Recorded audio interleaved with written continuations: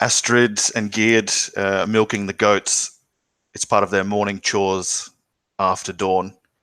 They must get it done by the time that their brother and father return from their toil to break their fast. And they sing to each other as they set to the toil and set one of the nannies off before winding a hemp twine around the horns of the necks and hauling it to the stall. Gerda squirts Astrid on the knee with her milk, and the two laugh and find some joy amidst the endless daily chores. Someone sings in the field across from them, and already the rooster has crowed and summoned many others of Boer to their toil.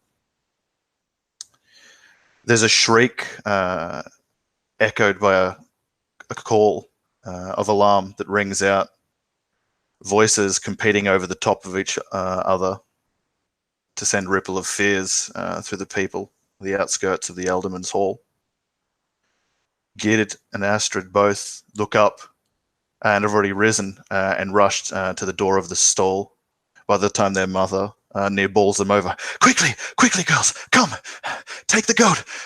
And she has a bundle of gear which she stuffs into Astrid's arms and helps Gerd to wind hemp and twine around two of the prize goats and haul them from the stall. As she can see, her husband and son rush towards them from the field.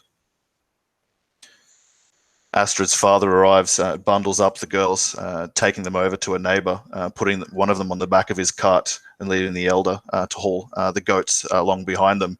Old women and men, many mothers with children, and a babe in arms of one squalling, join this train of loose, fearful people as most of the non-combatants of Boer begin to flee for their lives west and find what safety they can. Go to Helgeska, find the Thane, tell him what's happened here. No, I'll stay with the men. Astrid's older brother complains, but his mother pushes him back. No, you will go with the girls.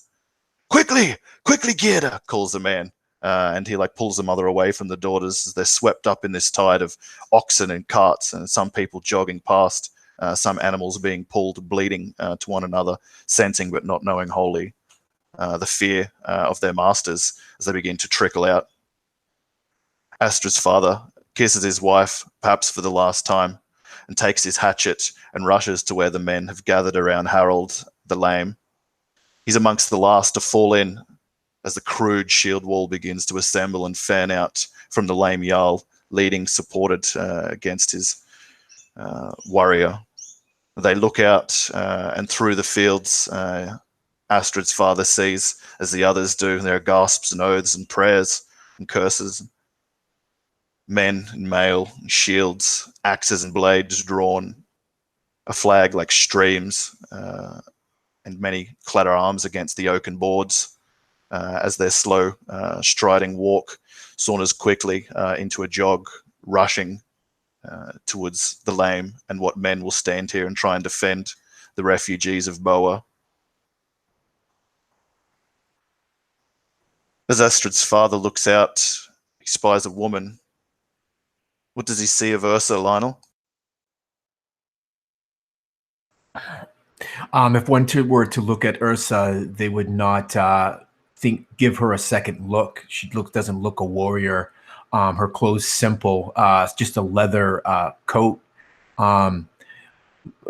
More function than anything else. Though she clutches a spear, hanging from the spear are colorful feathers and bones, and a wooden shield is slung across her back.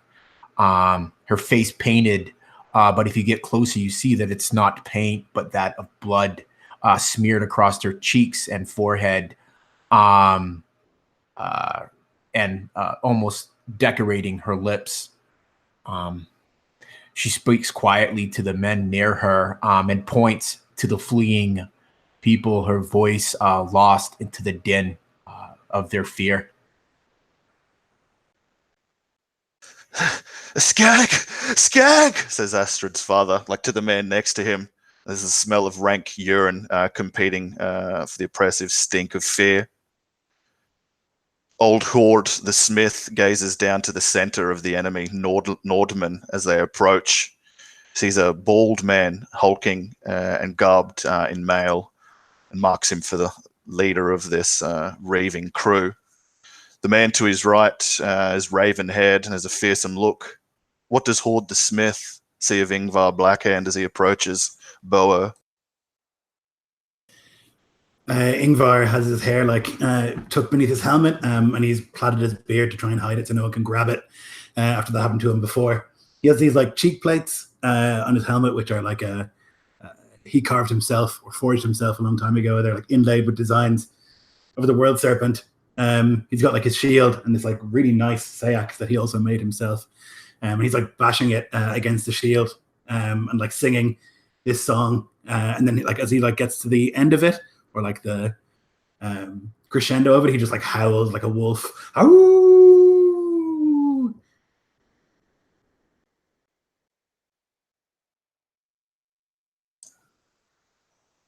The pig farmer who had last traded Astrid's father for a feast shudders at the wolf call and the rushing tide of northern steel.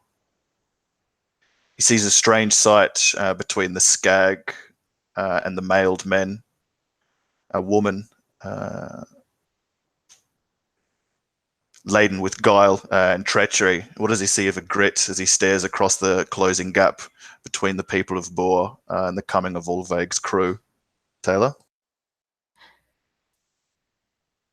Ygritte is distant from the shield wall. She has no interest in getting killed among the melee. She crouches low, listening to the snow crunch. And her eyes dart to the side towards the witch, whom she does not trust, but tolerates for Ingvar's sake. And as she looks back across, she looks for escape routes, places people might hide, places they might hide their wealth.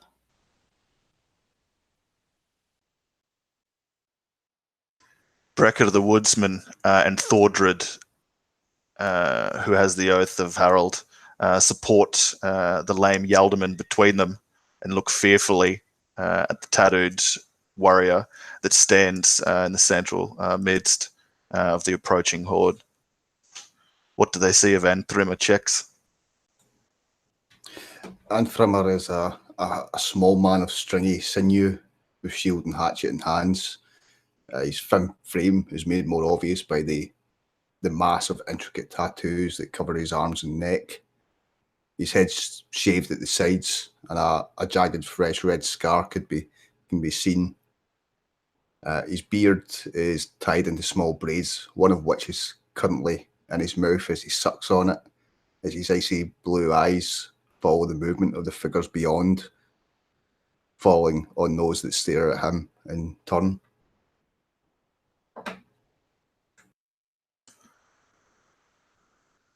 At the faltering of Harold the Lame, Thordred, who supports from next to him, yells out to the assembled men, "Men of Boer, do not fail our kin and homeland.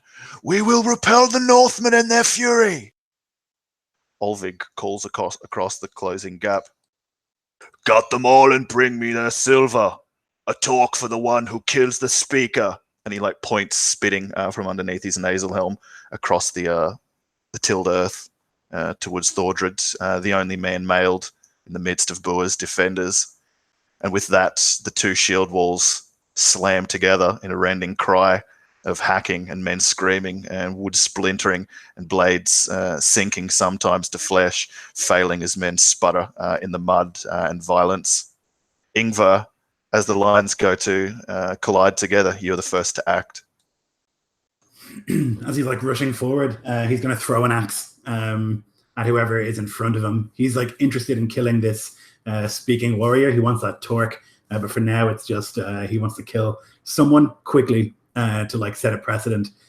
So he'll look for whoever he thinks the oldest, weakest man in the line is. He's going to try and throw an axe at that man.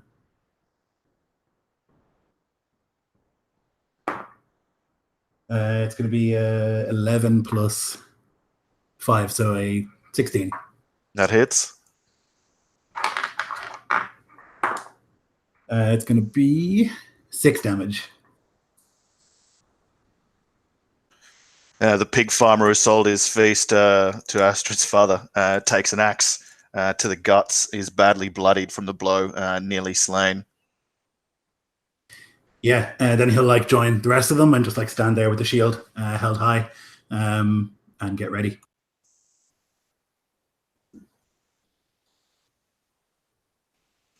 The toothless man with his pitchfork rushes forward. He'll thrust his pitchfork at you and Thrimmer for a 14 to hit. A 14 hits. No, sorry, it doesn't. He's got his shield. My apologies. Bring the shield up, and the pitchfork scrapes wide, and the old man utters an oath. Horde the smith barrels past him and tries to drive his short spear two-handed down into your throat. Balderson. 12. The strike is clumsy and easily swatted away. Thordred screams a war cry and leaves his lame lord to rush in to the centre of the fray. Fearful from Astrid Father's call about the skag, he'll rush to seek you out, Ursa, and try and cut you down before you can speak. He swings with his blade as the only man here to sport a blade, and you veer back from the first easily. Though underestimate the man, and he flukes you with the backswing of that, nearly striking your head from your shoulders and dealing you a savage blow. 4 slashing damage as it cuts through the board leather and scores across your flesh. Cut her down before she speaks! Brecker the woodsman will oblige him and rush forward and try and swing overhead with his woodsman's axe down into your shoulder, Irsa. But is bumped by the man next to you as the shield walls collide and his strike goes wide. And Thrimmer, you're next to act.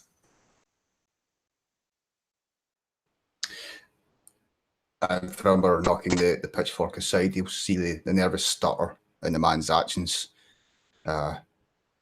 And will not hesitate to strike back, his blue eyes almost full of pity for this man as he slashes down with his hatchet. It's a natural 20 to hit. That certainly hits. And it's 15 damage, all up.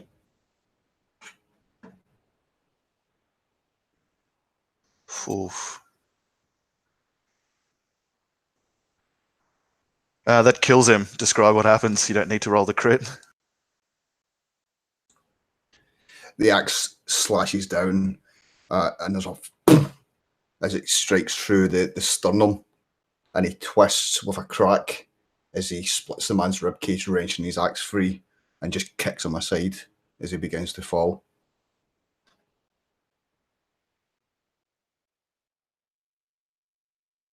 The old Yaldaman will spend his life to try and give his son and fleeing people hope of reaching Helgaska and rush in over the corpse of the man with what speed his old bandied legs can muster.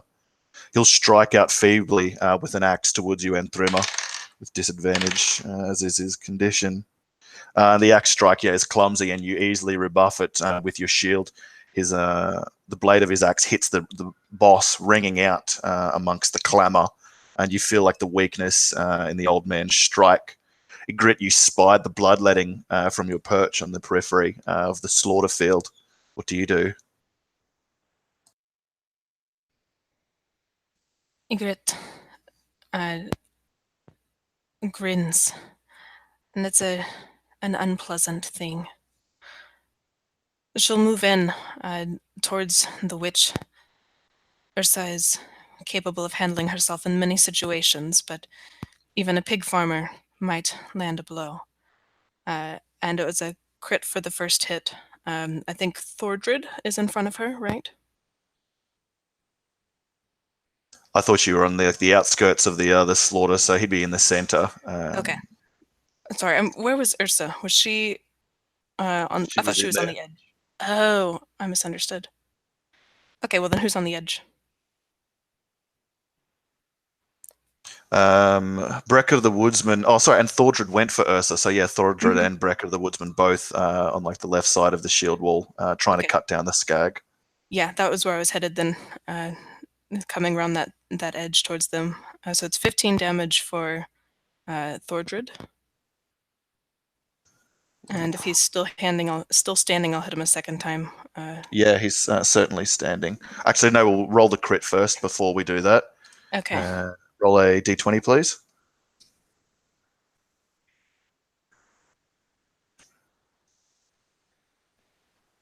If I can get it. Okay. 2.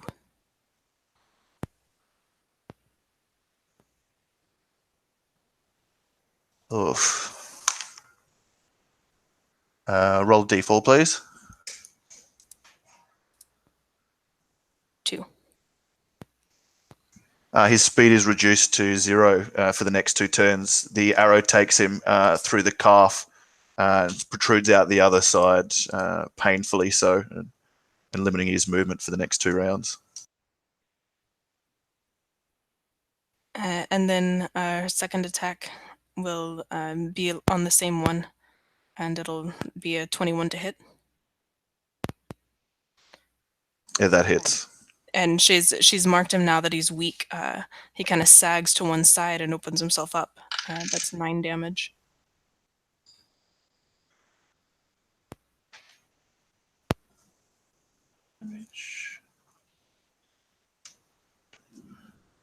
He's bloodied from the second arrow that takes him in the chest, first in the leg. Blood trickles down the side of his mouth, mingling into the beard and sweat. And he falters, stricken now in the field.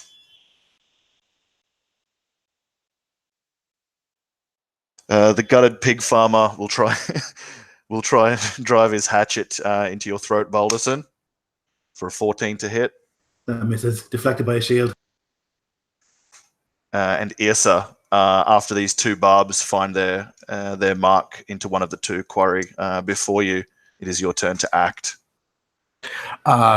Ursa's left hand runs across her wound, and probably shockingly to the man that struck her, she doesn't step back from this blow. She flicks the blood, and as it hits the snow, there's almost this hissing sound, unnatural, and it matches the hiss that she makes. And as she does so, her mouth begins to mutter, flecks of spit touching her lips, mixing with the blood that's there. And the man, Thordred, begins to hear this whispers and then this singing that grows almost to this cacophonous level. It's the sound of dark elves playing beautiful music. And she is casting Elther's Dirge, and he must make a wisdom saving throw. And I am actually going to put more possession into it. So Ursa's skin begins to almost go stark white as her eyes, the irises and pupils go a pale gray. He fails, quivering, not from the agony of the arrow through his calf, nor for the one lodged in his ribs, but for fear of the skag. And that is going to be 5d6 psychic damage to him, and it's going to be 15 psychic damage.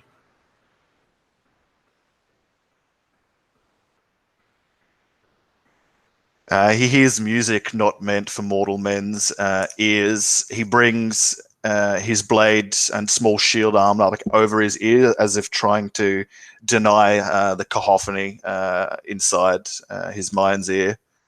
He cannot. It drives him to his knees. He screams in pain, dropping his axe and clutching, gouging with his gloved hands, into his eardrum, screaming as if he is impaled. He is not dead, though lingers in this middle realm. Yeah, perfect. So he actually is suffering from the hopeless condition, having failed to save. It's disadvantage on wisdom saves. Okay, cool.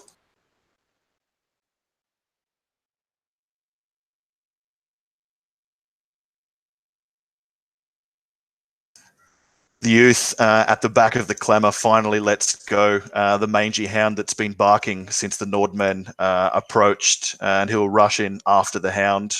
Folky Two Teeth hurls a short spear, and it takes the youth in the chest, but the one he hurls at the hound misses it as it skitters with surprising strength into the bloodletting. I'm just going to roll randomly of the 3 melee combatants for who it attacks. It will be yourself, Ursa. So it's going to like rush in, stop its barking, set to growling, and now harry at your leg and try and drag you down for an 18 to hit. Oh, yeah.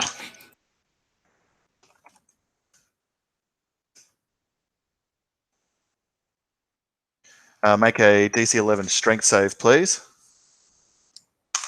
And you take 3 piercing damage. Fail. It bites you on the leg, savaging you just above where your boot ends, and with surprising strength, given the mangy look to the cur. And you trip over and spilt blood and mud down, harrying now with the mangy hound, while men like stumble and kick and scream and kill each other in a storm all about you. Ingvar, you're the next to act. Okay, so I think I'm fighting a pig farmer. Can I see the big warrior, and does he look like he's almost dead? Because Ingvar is the kind of man who will definitely steal that kill if I'm near it. Yeah, you're in the center, so it calls you to like move away from the pig farmer. And if you're not engaged in melee with anyone else that I said, you'd provoke only opportunity of attack from him to expend your movement to get melee to Thordred. Yep, I'll do it. It's all reputation is everything. So I'll step back from this guy, trying to keep my shield up, and then run towards. You get some 20 to hit. All up. That will hit. With his hatchet, it will do the 6 slashing damage. He'll like try and strike you in the back as you like shimmy across the shield wall, stepping over a screaming man like holding his belly eels. Yeah, I'll feel that like slash into my back, but then I'll think of the golden torque, or the more likely silver torque that I'll get if I succeed here. Yeah, and like push my way through the shield wall and like grab a guy with beard and headbutt him as I like move past towards Thordred with the Sayax held low. When I get close, I'm going to try and just like grab his shoulder and like shove it up under his breastbone into his heart. It's 15 on the die, so it's going to be a 21 to hit. That hits. Oh, nice. That will be 11 damage. Crikey. Yeah, you do. You slip the blade up his flesh parts, and it scrapes up the ribs and into his vitals. He goes to scream, but just like a gouge of blood like vomits forth, and he like slumps forward. I'll like kneel down next to him and like press his hand onto his whatever weapon he has, and then when I think he's dead, I'm going to take the weapon because I assume it's better than what I have. Yeah, it certainly is. It's a sword of southern make. Sayax, so yeah. Once I do, I'll like lift it up into the air and just like howl again, and hopefully like some of the peasants will like see that their leader is dead. Howl! One man like goes to flee at the sight of this, and Yolfa like grabs him by his ponytail, puts his foot to his back, and like hacks his axe into the side of the youth's head, spilling his brains out and kicking his foe down before joining in the rest of the bloodlet.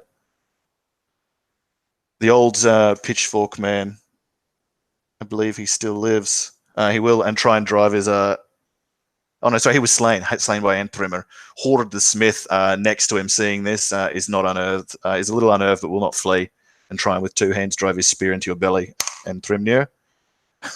But you dodge aside, and the spear strike drives into the dirt, and then you bring your boot down, snapping the spear into 2 halves before the stricken Hjord.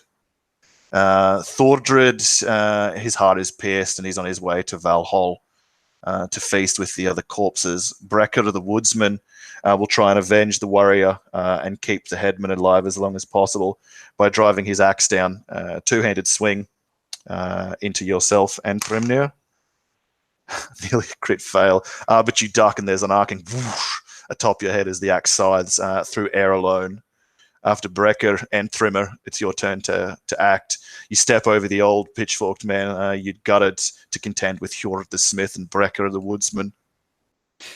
Yeah, sensing that the woodsman swing at the last moment and just ducking underneath it, he'll drop the shield as he comes up, take his hatchet in 2 hands and swing with an upward swing towards the belly for a 16 to hit. That hits.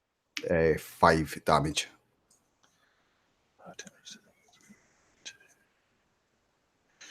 Yeah, it cuts through the layers of hide there, and from the grimace of pain has obviously struck the man's flesh, though it wasn't a satisfying gutting swipe, and still he fights on.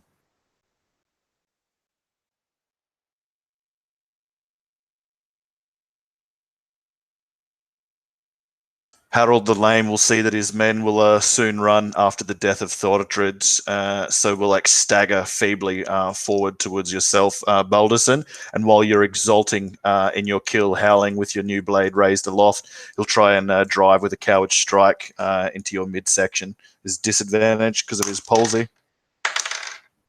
Still, it will be a 15 to hit. That one not hit because I'm in the shield wall. I get a +1. You see the man coming at the last minute and spin around, and the foeman's blade you've recently recovered now is proof against the man's treachery. But for now, after Harald the Lame, Ygritte, you're next to act.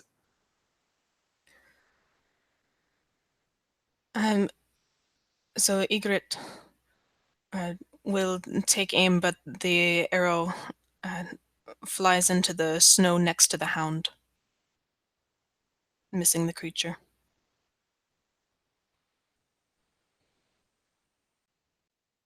The pig farmer, rather than chasing after you, Balderson, will like turn and see the advantageous proposition of flanking around into this isolated Anthromer with his other companions and cutting him down. And so we'll move up, one hand clutching at his ruined belly, the other with an axe to flank you, Anthromer, and try and drive it down with a pig farmer's strike. But still, 12 will not do it. You see the blow coming and swing your shield about to block, and now know that the foe have beset you from all about. Yrsa, you're the next to act. Yrsa is pulled to the snowy earth by the hound. Her spear falls from her hand, and she can feel the pain, and she revels in it from where the beast has savaged her leg. Her body starts to thrum, almost as though having a seizure. Her mouth is starting to foam. Her eyes roll back in her head. She reaches into the snow and claws at it, pulling up dry, well, not dry, but leaf and snow. And as she does so, she clutches in her hands, and it starts to, the snow within her hand starts to melt. The leaves dry, and as they do, they start to crumple in her hand as she continues to just seize. And as she does so, the hound begins to like convulse, and it needs to, wait, does it have to make a I'm assuming there is a ranged attack, right? On this, on rack. It doesn't say. Okay, yeah, almost certainly. Yeah, okay. She's gonna make, and it would be at disadvantage because the hound is right there.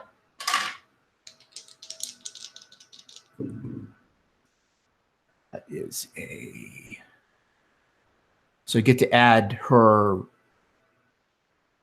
So it's just like a spell cast. So it's +5. So that's a 16. Does that 16 hit the hound? Certainly does. Okay, so it will take. It's going to be take 3 damage, and I think she'll put more, because of how I described it. She's going to actually put more into it, and take 1 possession, which will make her have to roll on the table, but it has to make a Constitution save. 13. Just what it needs. And I will roll on the table. Where'd my table go? But that'll be the end of her turn. But I will. It stops growling and biting, and instead like whimpers and begins like belly up, rolling around in a circle as if in intense pain, though to everyone else the source of that is unseen, if they cared. The beast is bloodied, nearly slain, as blood begins to like spill out the corner of its eyes and ears.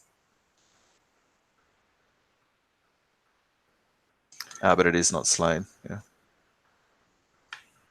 And I assume you stand up on your turn. Yes. Sorry. Yeah. Yep.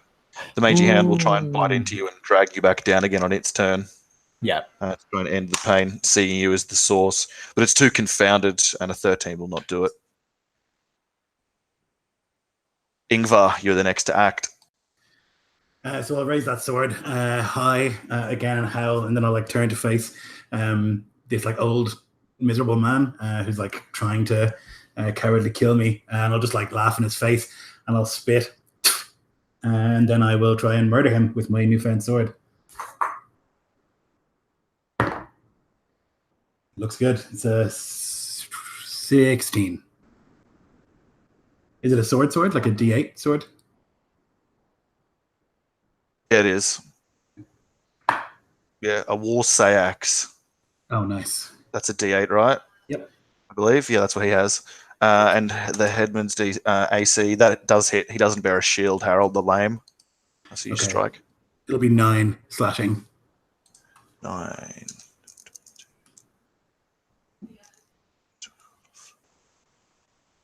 It's not a killing strike, though. It causes the old man to cry out in pain as you like slash down through his padded wool and like scrape across his old ribs. Blood trickles down to mingle amongst the rest, but he is not killed.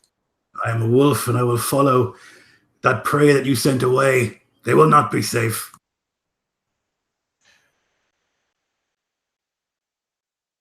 The old pitchfork bearing man will try and cut you down and trimmer.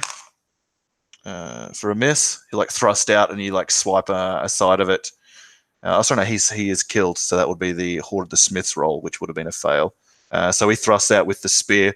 You block it with the shield, warding off the many blows for now. Thordred is slain, so Brekka the Woodsman. He'll try and cut you down. Balderson, stepping over Thordred, who lays slain, to avail Harold the Lame. Try and swing it into the middle of your back with the bearded axe. It's a 19 on the die, so it will certainly hit. So as you contend with the old man and prophesize his doom and the catching of your prey, a violent force strikes you from behind. You'll take 5 slashing damage. Okay, still up. And he'll like put his boots to your back and like rip the blade free, which sends a lightning strike up your back. You see this nearby to you, Ursa, as you stand closest to Balderson, and Thrymr beyond, beset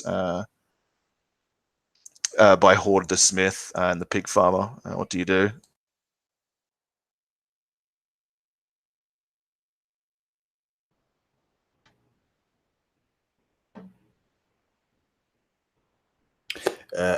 Antrimir is... I know what I want to do. Yes. Antrimir, when the next broken spear strike comes in, he's going to make a grab for that spear. And if possible, twist it around in the smith's hand and run him through with it. Nice, like a ready to action. However you wish to play it out. That sounds fine by me. You'll oppose his athletics with your own, but at disadvantage. Okay.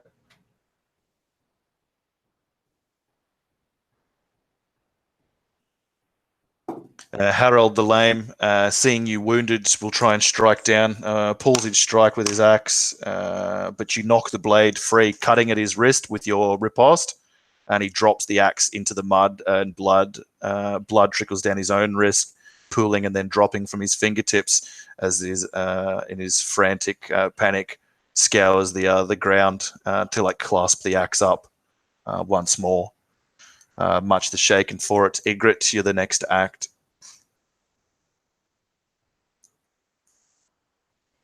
Ygritte understands that even a single person can make a difference in the shield wall, and having heard her Ingvar howl at least one more time, she will begin closing the distance, and I'll move and dash to close in to the shield wall if I can't get there in one move. Planning to come in on the left side near Ursa. Mm-hmm. Yeah, you can do so. Is that one move or move and dash?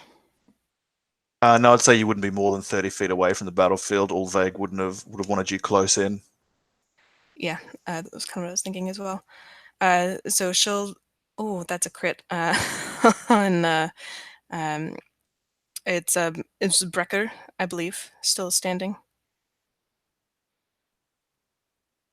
That's right. Yeah, he's hacking into the back of Balderson while Harold the Lame assaults him from the front. Yeah, she'll come in and crit Brecker, and get sneak attack damage on this one.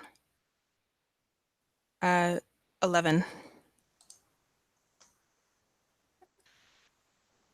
An arrow sprouts from his back. He gives a howl of pain, less so than Balderson's. And roll a d20, please, for the crit. That is an 11. Actually, I lie. It doesn't sprout from his spine. It sprouts from his skull. Yeah, and she's got the hatchet in her hand now as she's coming in. He needs to make a con save, which he fails. Oh, oh, that's so gross. Intelligence is 1, so it goes to -3. 6, 4. So that's brain damage. That makes him equivalent intelligence of a weasel.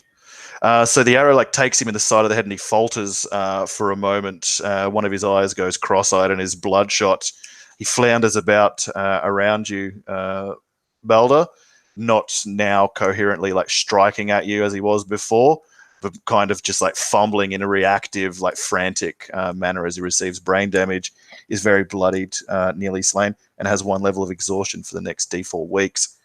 So you can roll that D4 if you want, Taylor, but something makes me think he's not going to survive the next D4 rounds. Yeah, well, the second hatchet in her left hand will come up. Will a 12 hit him? 12 hits. He doesn't use his shield effectively at this point, and doesn't even bring it up to ward off the axe strike, which collects. Yeah, and so that'll be another 9 damage. It shears off the lip of the front of his skull, exposing the grey beneath. He's lifted off his feet a moment, then falls down into the trampling mass, slain. Yeah, there's this sickening noise as she pulls the first hatchet from his skull, and then turns to face the next enemy. The closest to you would be the mangy hound harrying at Ursa to your right, and Harold the Lame fighting at Balder to your left. She makes a note to kick the dog next round. Okay. Pig farmer.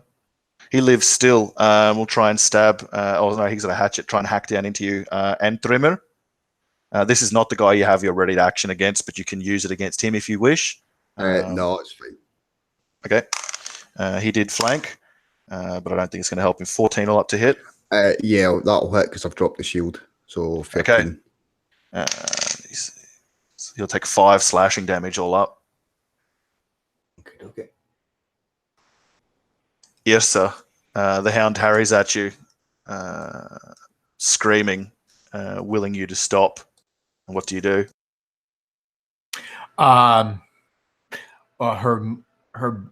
It's almost a natural how she comes back up to her feet. If anyone were watching, they wouldn't actually see her bend and push herself up. It would be as if she was on a board and someone lifted it as she comes to her feet. She's still rigid, the spittle running down her chin. Her hands at either side clenched tight, and her fingernails cutting into the palms. There's still leaves there, and as she does, she crushes the last bit of them. Her eyes slowly starting to go from this milky gray to this darkening to almost a pitch black, as she will force this hound to once again make, but I aired last time, it's not a ranged spell attack, it needs to make a DC 13 wisdom save. Okay. Yeah, it fails. Yeah. All right, so it will take 4 more of this damage as its body continues to contort. You hear the snapping of its ribs and its joints as it slowly get pulled together. Yeah, it arcs back, forming an unholy circle backwards about its spine, and you hear a crack and the whimpering stops. Yeah, these dark, milky eyes slowly cast across the shield wall and fall upon, unfortunately, this creature's next victim, and that's the end of her turn. Ingvar, you're the next act. Okay. So I can see the guy behind me seems to just be like, he's got an arrow in his head, right? He has an arrow in his head, and the front part of his head has been cut away, and he's gibbering on the ground, laying in a pool of his own widening. Okay, so I'm probably not too worried about that. I'm bizarrely more worried about the palsied man in front of me, so I'm going to try and cut him down. That's a crit. Oh, Harold. Poor Harold. So 4 and 4 and 5 is 13 slashing damage. Describe his ending.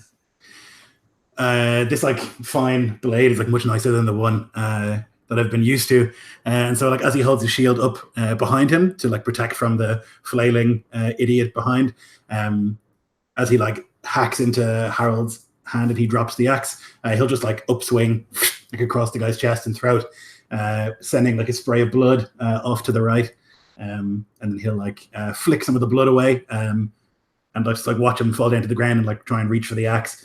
He won't like stop him, and then he'll like turn to face the other man again.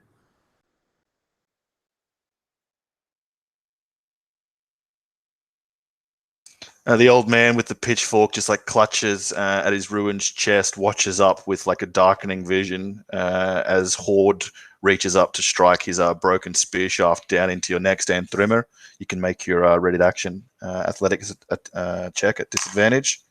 Your DC is 9. 16. So you can make the attack at him. Cool. And yeah, you disarm the weapon from him and reverse the strike. 22. That certainly hits. He's no Yeah, gunman to tank.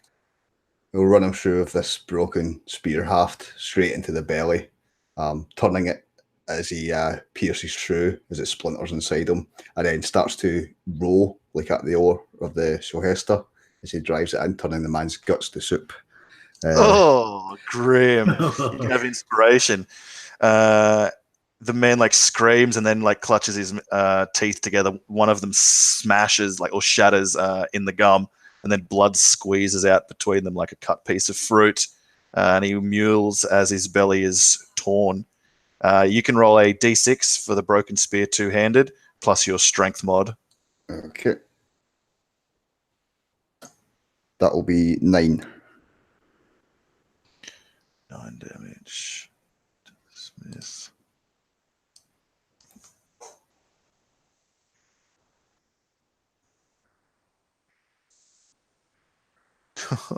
He's very badly bloodied, nearly slain, and he's been gut stabbed. He still lives, but now is just muling as blood pools from his mouth, and he twitches with every like jagged movement of the broken spear that you hold lodged inside him.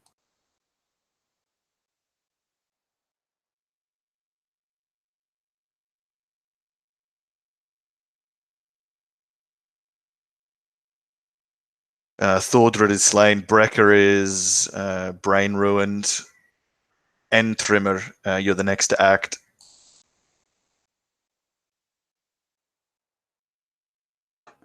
Smiling as this man mules in pain, he drives the spear in further. And as he kind of closes in, as it straight through him, as soon as he's close, he'll take the hatchet and bury it in his head, hopefully. 21 to hit. That hits. And 5 damage. Yeah, it takes him in the middle of the forehead. One of his eyes turns up to look at it as a thin stream of dark red snakes its way down, and he falls away from here.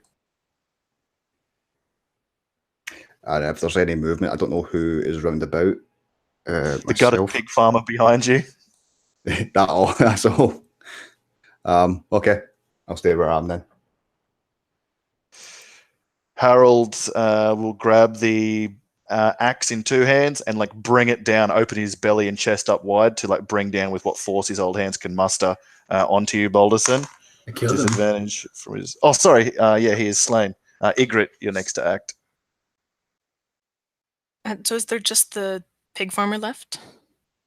Yeah, you can see as Jarl Ulveig, Yolfa Bandy-Legged, Knut the Wagerer, and others from the Seahorse crew have come inland with their Jarl. I just like train wrecking over the top of the gathered fjord of Boer. They're now like rushing through to like capture those who are like either fleeing or like trying to crawl away, gut ripped from the violence. You can see Anthrimer though still contending with like one of the wounded fjordmen, though the rest of your like close bondsmen like are free of any danger. She suspects that Anthrimer can handle himself just fine, and will begin moving after the women and children and any wealth that might be fleeing with them.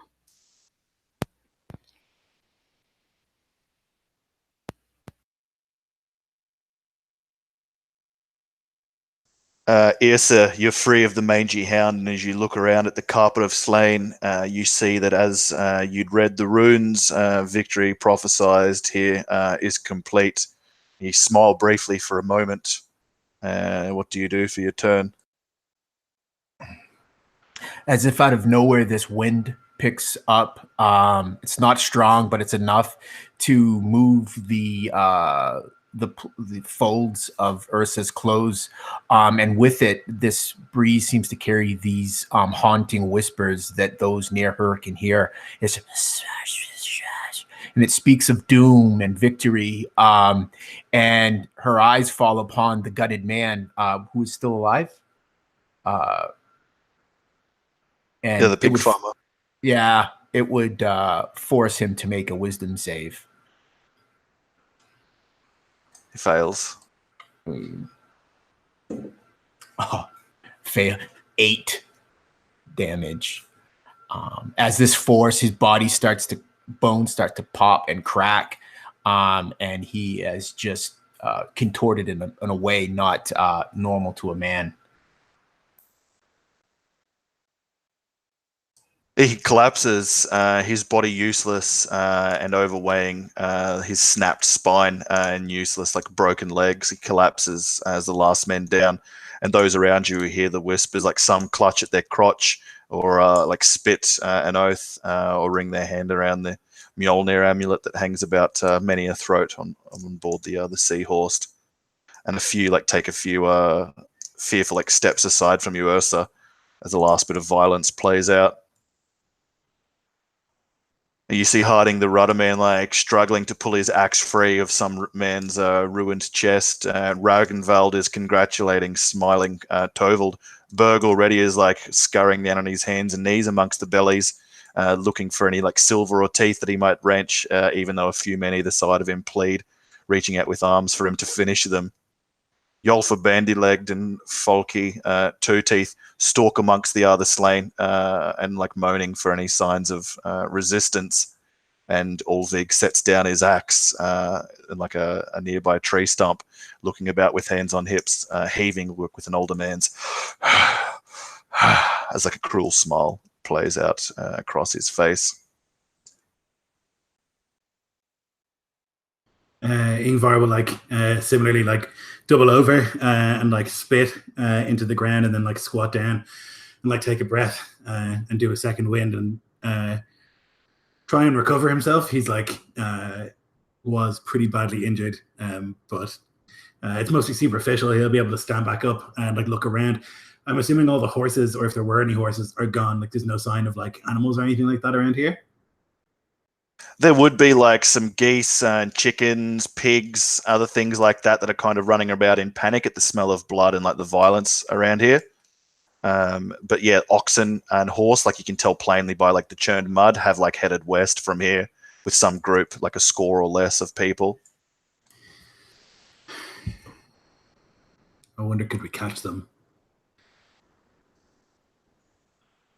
He'll like think to himself, and he'll like take the blade and he'll into a corpse to like let it drink. It's supposed to have to make sure that your sword isn't thirsty, and he'll like leave it there for a moment as he like thinks and like catches his breath.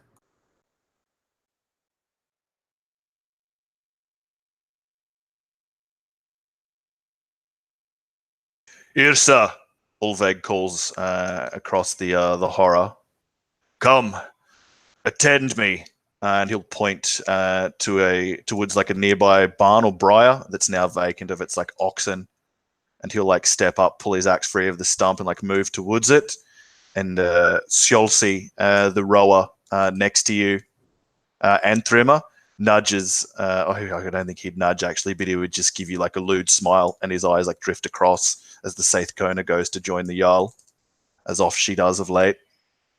And you can hear like a bawdy jest, like half muttered from one of the warriors beyond as he kneels down, like plucking free like something from around the neck of one of the slain. Yeah, I think that just before Ursa goes, the wind would die. More color would come back to her face and her eyes. The black would slowly kind of leak down across her cheeks, and then she would turn, and without saying a word or a look at anyone else, she would pick up her spear and head to the Jarl. You make your way past. You see the dullard and brawny Mute Stein moving about the slain now, looking for his favorite spear, which he always hurls before rushing, giving like a kind of call before into the clamor to rend violence there. And he knows to shy a few steps away from your path as you cross, showing reverence befitting a Saith Kona. And more than a few will join Solsi's lewd looks as they follow you, your shape and figure, walking across the carpet of slain towards the briar doors. Close them, says Ulveig, as you like step under the threshold. You can smell like animal manure and like honest living in here.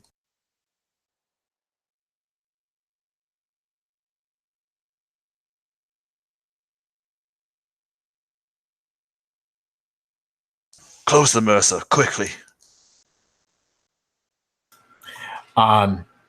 She would close the doors and then turn. She would set her spear against the wall just to the side of the door. At that, the axe falls from his hands, and he quickly like fumbles at his codpiece and belt, pulling away like the mail and boiled leather pleat there, and barely manages to pull his trousers down around his ankles before doubling up against the stall and shitting out blood, as he's been doing most mornings these last weeks since he left the Painted Cliffs. Oh, gods! And he moans in agony and like clutches his teeth together as he shits out life before him. You can see black amongst the red. The smell is rank and ripe of hell.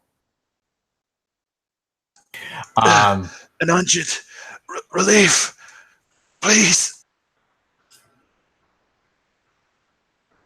She would walk forward.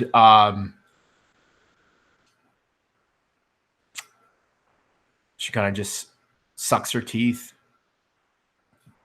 Your skein is written. I've told you this. You cannot avoid your fate. But I can veer away from the pain. Oh, God, the pain. She sets a bloodied hand on his shoulder, still herself not feeling the wound she took, still on that high that she has every time she is possessed, and the power greater than she takes her. I can ease your passing. And she would reach down and take up the axe and hand it to him. He shakes his head with one hand holding himself steady against the stall. He raises the other hand to like wave away the suggestion. I'd hoped it would come then. Oh, I charged into the center. What relief it would be to find death in the slaughter. And then he commences to like shitting again. He's gone white and sweaty as he has done the last couple of days. But I won't take a coward's death. Oh, there's a demon in me. Oh. Her lip kind of curls, disgusted. You no longer live like a man. You fake it for them. Ask those 3 men whose brains lay in the earth if they think me not manly.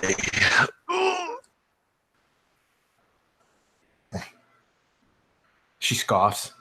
She hands the axe back. She offers the axe to him again. Take the axe. He'll like hold it in one hand to like steady himself and reach down for some straw to like partially clean himself. It's like bloody and gory in its own way. The root, I chew it. Give me peace, Ursa, from the pain. I will not give you the root. We need a strong man. You are not he anymore. And her skin would begin to pale, and her eyes would begin to go pale. As she would, he would start to hear that lovely though horrifying sound of the dark elves sing to him. Another must lead us. Your time is past. Pants around his ankles like shitty blood-covered straw in one hand and his axe head in the other. Like will struggle against you. Yeah, so he would have to make a save. Let me see. What is it? Wisdom. He has like a tattoo of Moonin across the back of his spine, and it wards him against ploys of skags such as this. And despite the agony that his body and bowels are racked into, and the surprise that you've caught him in, his nerves are steel, even if his skein is close to cut. And though he hears the dark weft of the tune you summon, he does not succumb to it. Roll initiative. Ooh. All right, I need to actually roll on my chart too.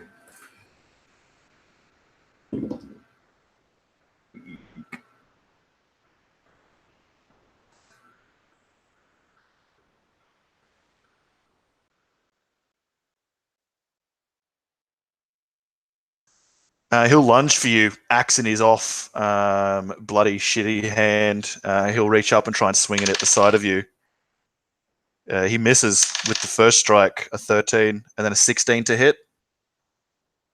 Yeah. 5 slashing damage. He brings the axe up, slashes across your chest. That'll bring her down.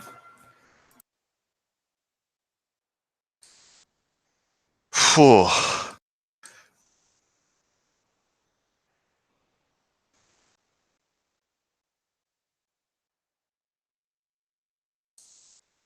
As you've like collected the mail from the dead Thordred beneath you, Balderson, and like gathered up what is your take, and Trimmer can rejoin you from across the carpet of slain.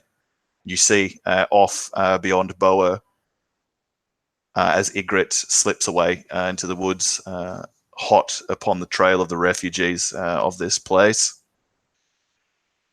The doors to the briar knock open. And Ulveig walks out.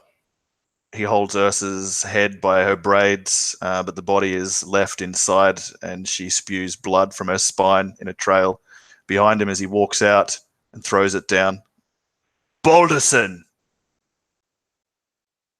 He'll give a quick look to Andremer, and then like look in horror at what has happened.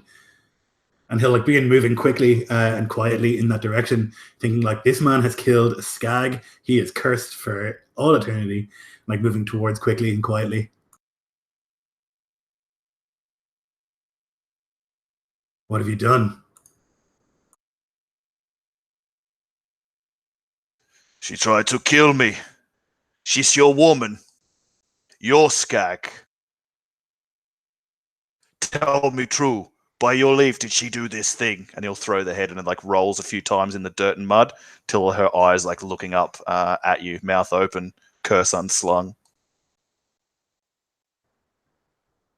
He'll like look down with like significant sadness and then back up. 10 years I've served you, and you think that I do this? That I send this witch to kill you? If I wanted to kill you, I'd do it myself. You old fuck. He relaxes at that. She must have seen something. What drove her to this madness? He shrugs. You were old, and she was mad.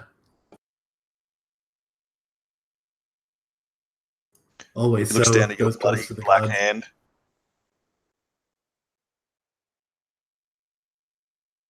She saved my life more than once, and yours. Must have been fate. She must have seen something. At that, many of the men like ripple and look about, muttering to each other in a superstitious, like almost whispered fashion around you and Thriminir. And it's almost like the whispering song that used to be summoned by Irsa. Solsi the rower next to you nudges and points, and you can see from behind where Ulveig stands addressing Balderson threateningly. There's this like spreading red stain at the rear of his like browned trousers.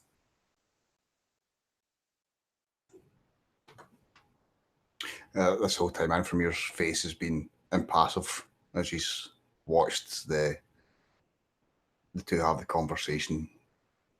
And as he sees this for the first time, there's the raised eyebrow. And he looks back at the man who's nudged him in the ribs and shakes his head.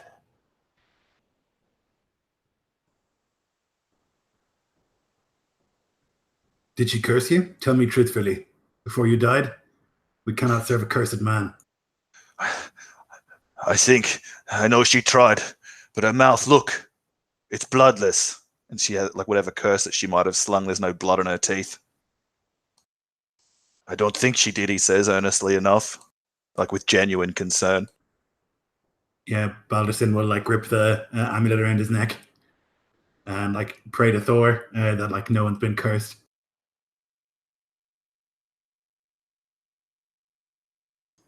It's bad omen to kill one of her kind. But in defense, she came at me. Jarl, what are you doing in there? Says Folky Two Teeth. Says Knut the Wager. She was attending me. My wounds from battle. What wounds? You don't seem He struck. like looks instinctively, guiltily, once or twice either side of his arm, and then kind of his face grows dour and stony. I have not to show you my wounds, Balderson.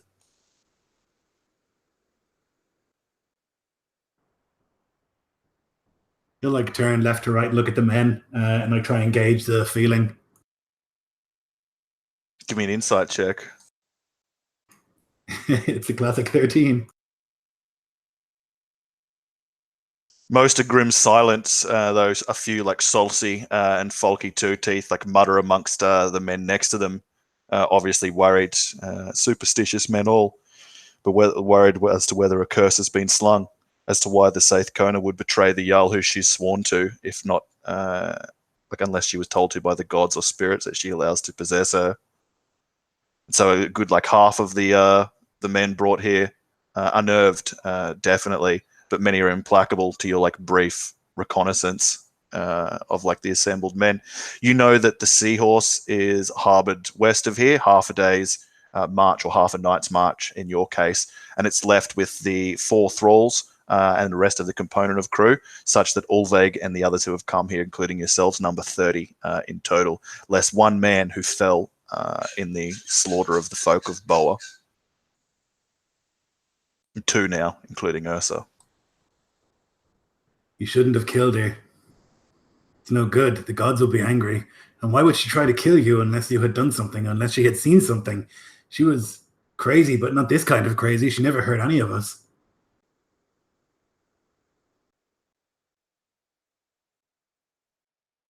She saved me when my hand nearly fell off.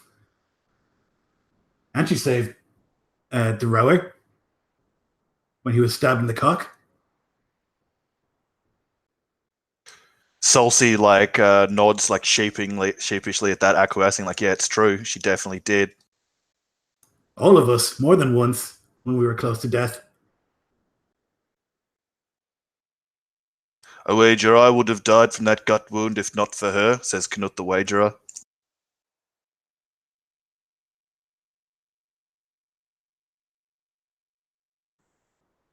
All this time you've been going secretly into rooms with her. I assumed you were fucking her, but maybe not. It's my right as Jarl, he says, with like a frantic impetus. She is not a thrall. She prostitutes to herself to the spirits and the gods. You all know this.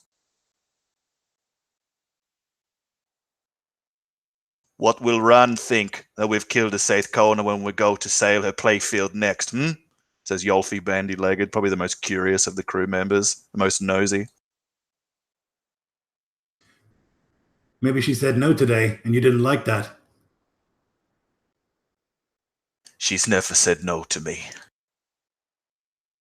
And he's like nervously, instinctively kind of backing himself towards the bloody shit-laden barn beyond. Is there a smell? I think over the smell of like 20 men's corpses and open bowels, like you wouldn't be able to sniff out the particular perfume of his ill bowels inside from where you guys currently are.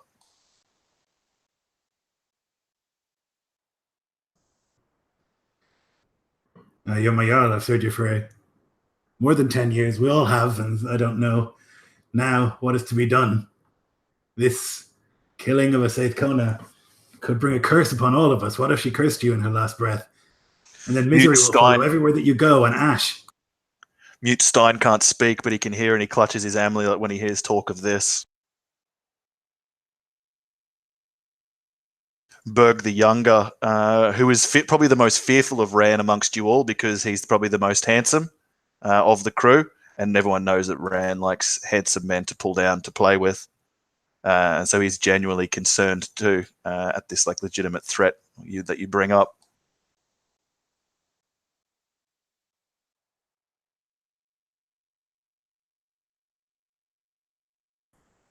Now you're old and wounded, he shrugs, sort of saying that as if like, are you though? We need to go after them. They left with all of the loot of this place, the horses, the grain, everything. We need to go after them. Can you do that?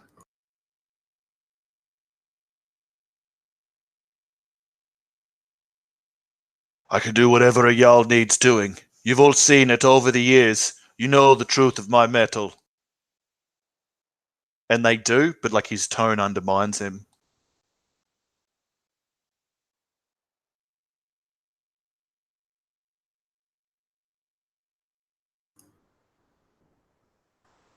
I'm not... I don't think anyone here can say that I have been disloyal, but this murder... No one knows if she attacked you or not. Who can say? She has never acted that way before. I swear it before the gods, before Thor and Odin, and in sight of Ran, that she attacked me unprovoked.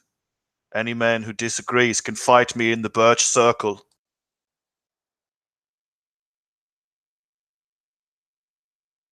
And he like surveys his glare over the men. Not one of Kettle or Yolfi bandy-legged or Folky Two-Teeth or Knut the wagerer, nor Harding the rudderman or Mute Stein, Solsi the rower, Ragnvald smiling Torval or Berg the younger speak out against their Jarl. Does he look injured or tired or like weak? He does, even though he has no wound upon him. The man's pale white and sweating. And he's been sick for a while, right? He's been acting in this way for a while, like sort of weak and tired. I guess on the contrary, he's been trying to act like he's lusty and vital and taking away the Saith Kona to plough at every opportunity. But really, it's so she can attend him in his grievous state. But you don't know that. Yrsa was always kind to all of us. I do not know if I can trust your word that you say that she attacked you. She has never done something like that. All of us have been saved by her.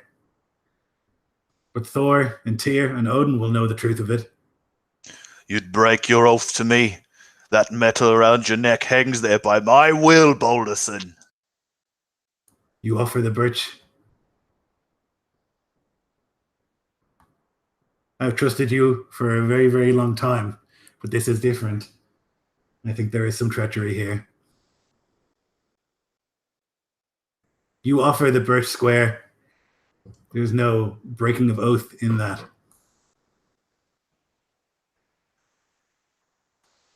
And he'll like move a little bit closer, like not threateningly, and he will say, "And you are old, Lord." At that, he nods, seeing this is a win-win. And he turns to Torvald, who's not smiling as his usual namesake suggests. Go and fetch them. And he'll rush off with his axe, pulling it free from the belt loop, still bloody, to find a birch tree to hack at the branches of. And we'll take a smoke and a pee break there, right? First break. And we can give Lionel a chance to make up a new character. Oh my god, it's so good. That was so good. So good. That was awesome. So good. Oh Lionel, my that God. was just fucking rad. So is that I us took a to set risk. the record for That the must be a quickest- record, yeah. Like an hour into the campaign. Now are we talking campaign or one shot? Because you killed one of my characters 15 minutes into a game once. Yeah. Now That we're one talking was campaign for sure. I don't think I've ever seen something like that in a campaign ever. Session 1, like not even like an hour and a half into the game. Insane. Oh, but just so good. Really well done, Lionel. Oh, it's so good. And this, I love this as well. That like Ingvar likes this man, loves this man, but also he like wants him to die well, and like he thinks that there's some fuckery going on. It's Yeah. really complex with layers, like because he wants to be Jarl, but he also like cares for this man. It's fucking great. Can't It's so handle it. good. It's so good. I'm gonna speed smoke a cigarette. I'll be back in a minute. Me too. See you in a bit.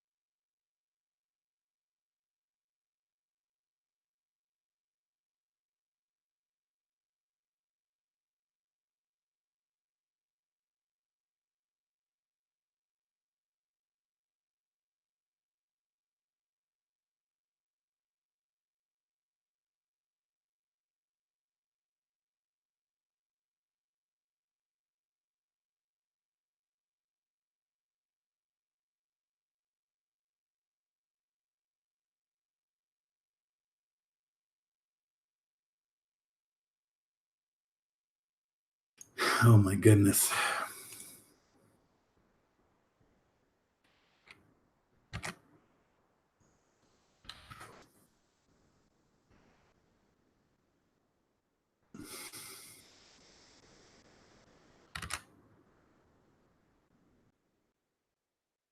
Well, that was unexpected.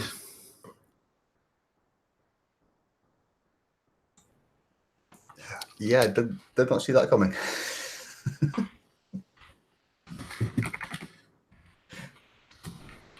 I mean, I'm sitting here listening to it, and I still can't believe it happened. Yeah, I was like, surely she's gonna get away. Surely something like no, he comes out with the head. I'm like, oh, she's very dead. Oh dear.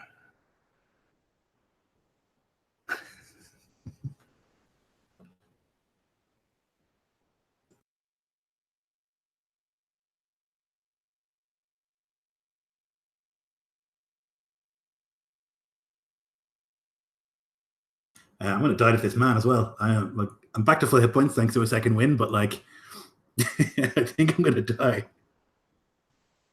I mean, he's got to be fairly weak from the blood shifting.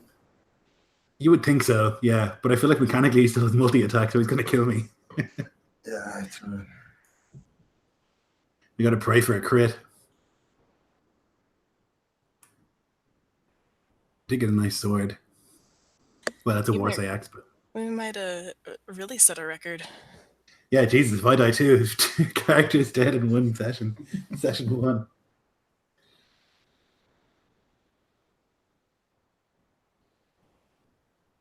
I don't believe Isklofinn is as brutal as they say it is.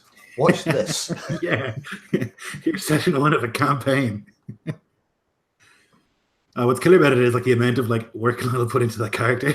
You know, that's like the heartbreaking part. And he was joking before the game started about like not making it to level 2, and I was like, "Don't be silly. Of course you will." No, I'm with Lionel. I think if you have D8 worth of hit points, the odds of you making it to level 2 are slim. I almost died in that fight. I took 11 of 13 damage. Yeah, no, that'd have killed me. Like I'd have been down Yeah. at 11.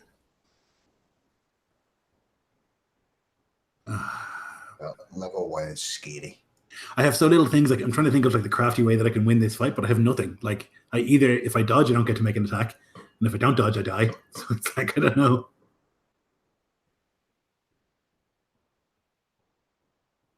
Yeah, and you don't have any of the like abilities of dodging as a bonus action or anything cool. Nope, I have nothing. One attack around. That's what I got.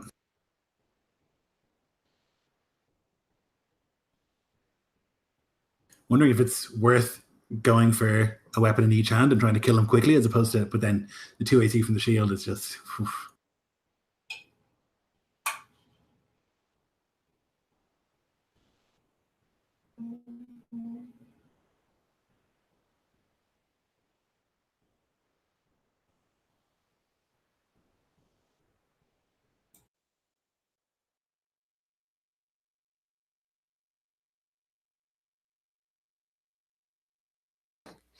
Now the question is, how fast can Lionel make a new character?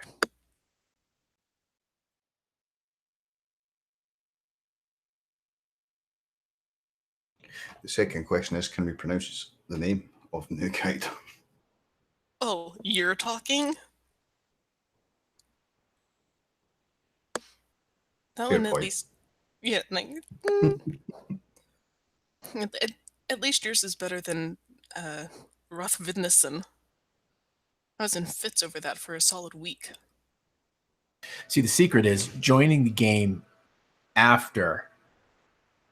Unfortunately, Jeff couldn't play because then I never had to say it really.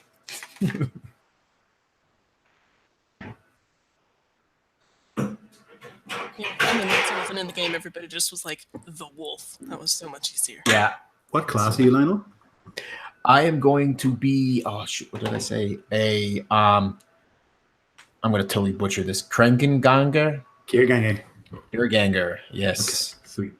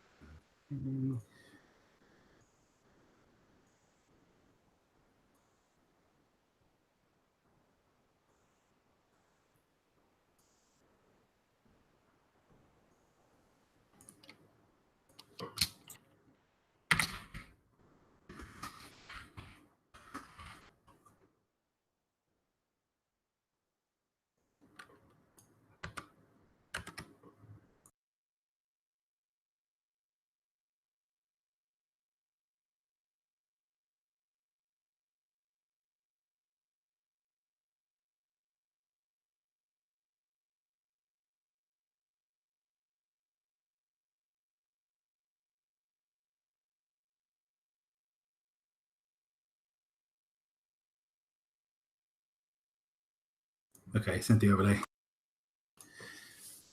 Initiative. Jesus. Yeah.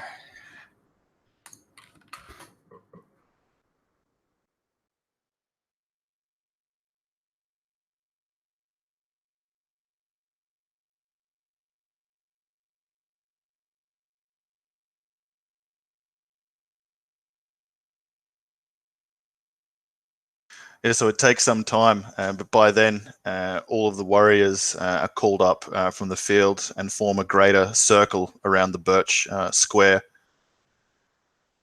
As Torvald and Ragnvar move about, taking the hacked limbs and putting it at as perfect tangle as they can get amongst the muddy and bloody field of Boer. The Jarl paces uncomfortably and will take up his axe in two hands, foregoing a shield, and step into the square. Once all men kind of generally can consent, the birch square is made.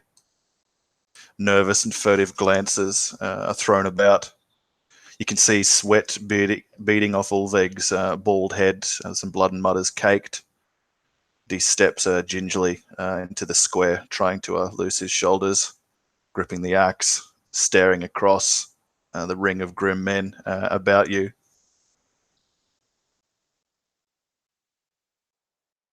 Everyone holds their breath. He'll like reach up and kiss the amulet of Mjolnir in his neck, and then he'll like sort of flex his like bizarre frostbitten, though perfectly fine black hand he wraps around the hilt of the sword he just got. Like do a few practice swings, make sure his shield is on tight, and like crack his neck in each direction.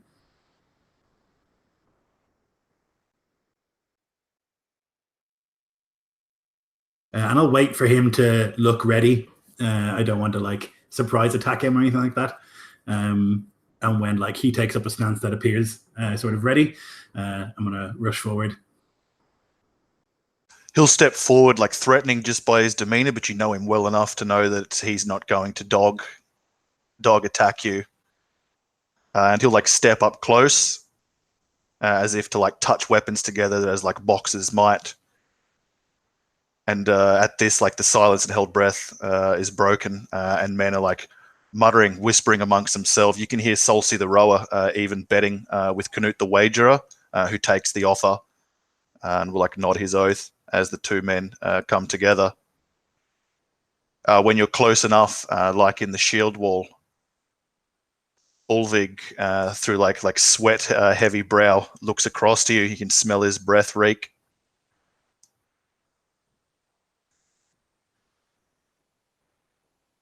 Don't make it too quick. Let them see that I stood as a Jarl. You're right. You should lead the seahorse. But do not stain my memory. For the good years, these past 13 years, Ingvar. We had many good years. And he'll give him like a look of like, that's genuine. He means it. And he'll give a nod. You hold on to that axe.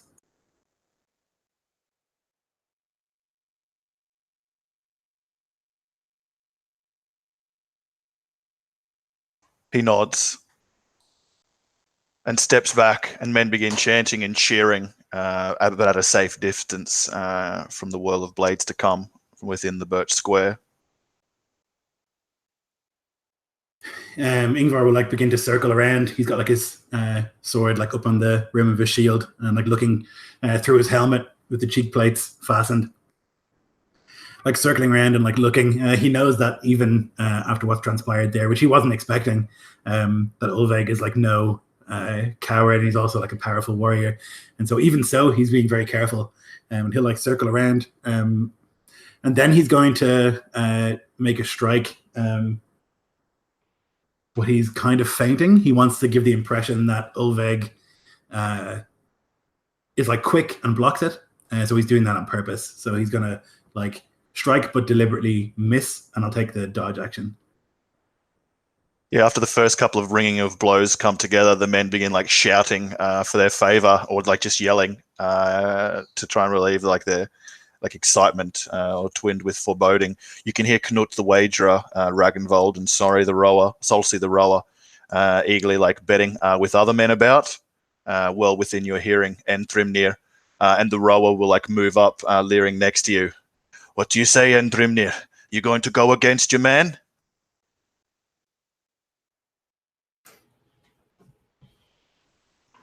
Endrimnir kind of shrugs his shoulders, his kind of get his arms. Endrimnir X.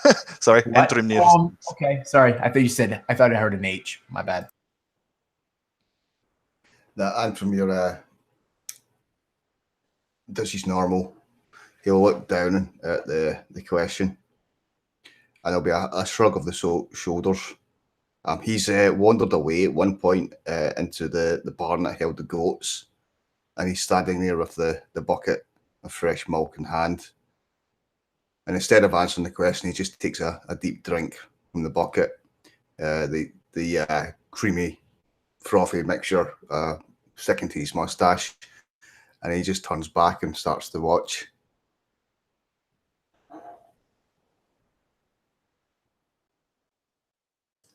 Solsi will move away while you can hear another like clangor of like axe on sword, and like a grunt of pain as like the two men exchange iron blows.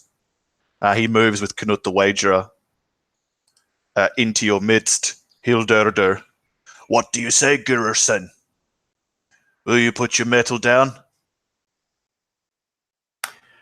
Now he shrugs, his arms crossed before him. I've not any to lose. And you could see the look on his face. He's still torn. He trusts his Jarl. He doesn't believe that he would make this up. He never trusted the witch. So when the Jarl says she attacked him, he believed it. But he sees the stronger man fighting him, and he knows something is not right. And he will not sully the Jarl's name by betting.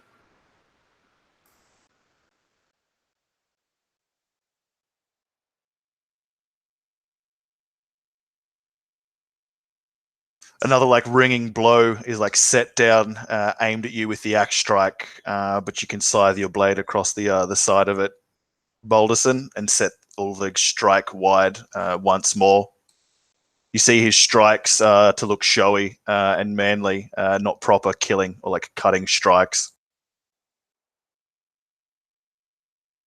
Yeah, when like maybe a minute or even a minute and a half, like it's a long time when you're fighting a man, and so like they're already breathing heavily, I imagine. And so he'll like be watching there carefully for like the way that he moves. He wants to like kill him quickly, and also like try not to disfigure him if that's possible. He like wants to be careful with it because he does respect this man, loves him really.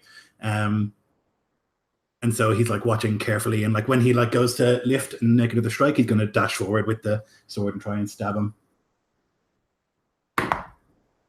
It's a 17 on the die, so that will be a 23 to hit.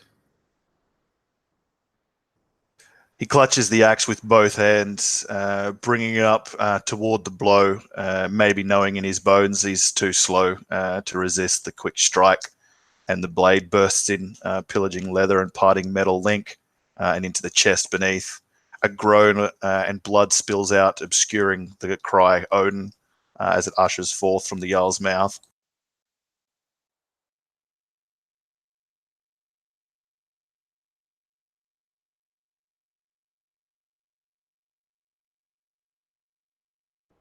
Your newfound blade tents the wool fabric at the back of the Jarl, making a tent of it, and like the blade slides up through, putting you close as lovers in the shield wall. He'll like stay there close and like hold the blade there and like put a hand on the Jarl's shoulder and like guide him down onto the ground.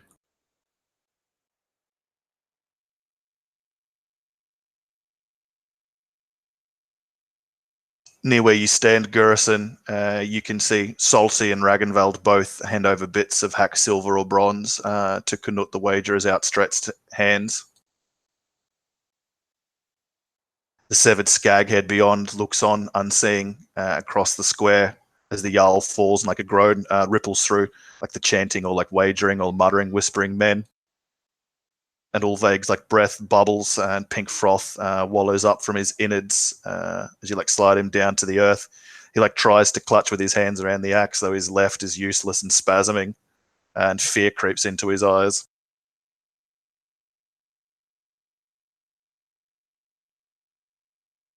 I like make sure that he's holding onto the axe and like kneel down next to him. And I like mutter a prayer to Odin. Here he is. Here he is.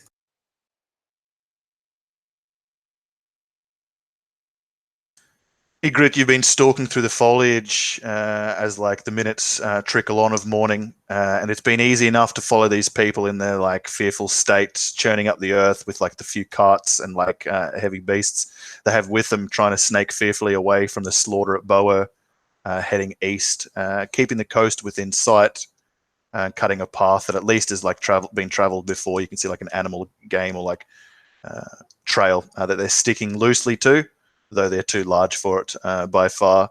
You've stalked up from behind a small stand of trees, still with some like fat dew upon like the leaves above, to see that there's a younger man riding a horse, like spotted at the flanks, riding up and down the side of this like column of beleaguered folk, mostly women and children, a few old people. The only other man of note that you can see carrying anything that's like food or family has a bow, not too dissimilar from your own, and he stands on the opposite side of the column from the rider, like ushering the people along and moving back every so often to pull at the fearful oxen to keep hauling their cart, or ushering like an old grandmother up closer to the front of the column. You estimate the number of the women and children folk, 20 plus, and bar for these like two wardens, that makes up the refugee contingent of survivors of Boer.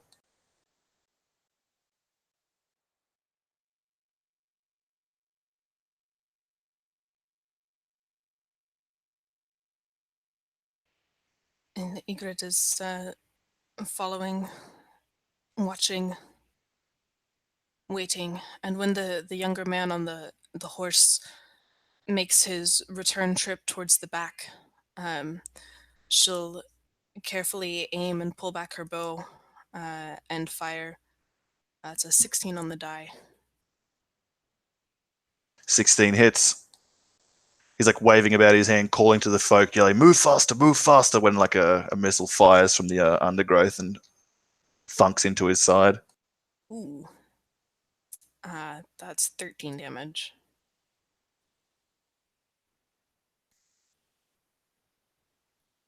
On the horse. You can hear the gasp or cry of pain even from there, and his horse like reels sideways as he like tangles at the reins, like pulling with one hand and like fumbling at the arrow you've spread on his side with the other. People about begin to scream and animals whinnick. Yeah, sorry, I'm aiming at the horse. Oh, sorry, I thought it was at the man on the horse. In that case, it takes the horse to the side of the neck and it takes a few reeling steps sideways and collapses sidelong with him. He has to make a dex save, which he succeeds to roll free from being trapped underneath the weight of the now like doomed beast. It's like legs are kicking, but there's like you've hit something important and blood spurting up from the wound, drowning the fletching. And she'll shrink back a few steps and move maybe 20 paces another direction, further down the road, so that if they were to kind of trace the arrow back, she's not where it was, and then watch for the man with the bow to see if he makes himself visible on this side of the column. Can I have a perception check from you, please? 18 on the die. You see that man peel away from the refugee train as they begin jogging now, rushing away from the dying horse. It screams echoed by their own fearful ones. He peels away into the longer grass, or where there's some small shrubbery further away from the path, not following on along with the refugees. The man that you'd shot his horse from underneath him, he will go away as joining the people as they push on, but will not continue with them as they head towards nearby, more heavily forested areas further east. And you would lose sight eventually of the man with the bow beyond, by way of line of sight of trees or the rise and fall of the ground, but no, or pretty certain that he lingers beyond should you head further east, waiting as rear guard for the survivors of Boer. What do you do? So is he kind of across the path from me, on the other side then? The bowman? Mm-hmm. Yes. Okay. She'll keep going along this wooded stretch as best she can, following the people, and will attempt to cross when she thinks she's waited long enough that he might be looking back to see if they have any more following them. Just dart across real low to the ground and try not to make any noise. I don't know if it's gonna work. And she's gonna try and circle back around and kill this man. That will be opposed stealth check, please.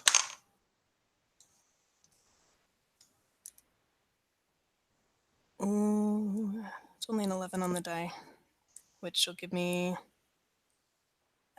16 total. There's a flicker of movement causing you to crouch lower, but it's an instant too late as an arrow flies for a 17 on the die. The hunter will use his archer's eye to increase the damage of that. You'll take 7 piercing damage as you're feathered through the shoulder.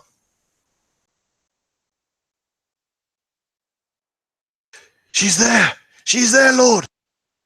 And you hear a man fumbling through the undergrowth beyond, further away, and see the flicker of movement as the hunter rushes forward a few steps and then crouches behind a nearby tree.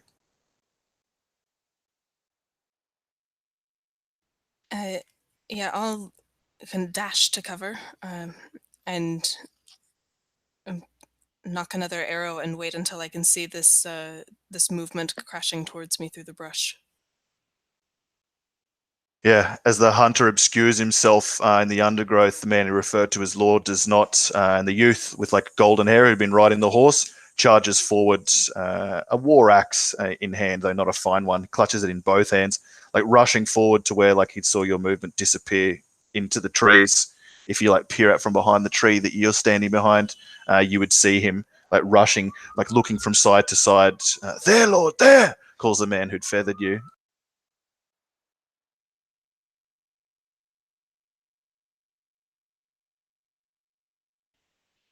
She will try and shoot this young man. That's going to only be a 12 to hit. The arrow whizzes over his shoulder, and he sees where you are before you slip back behind a tree.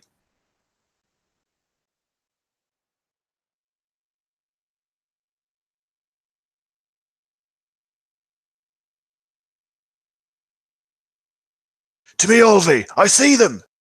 And he'll rush, and you can hear twigs snapping and leaves crumbling as he's rushing towards your location, but he's still some 90 plus feet away.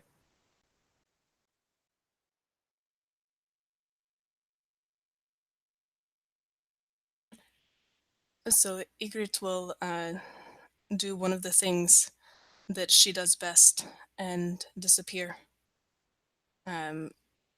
Seeing that there are 2 of them, and a bit surprised that none of the other men have come this way. She'd heard Ingvar say something about going after the women and children. But she will slide back, staying low to the ground, and find almost a hollow in the ground and very carefully begin to cover herself with the leaves there. That will be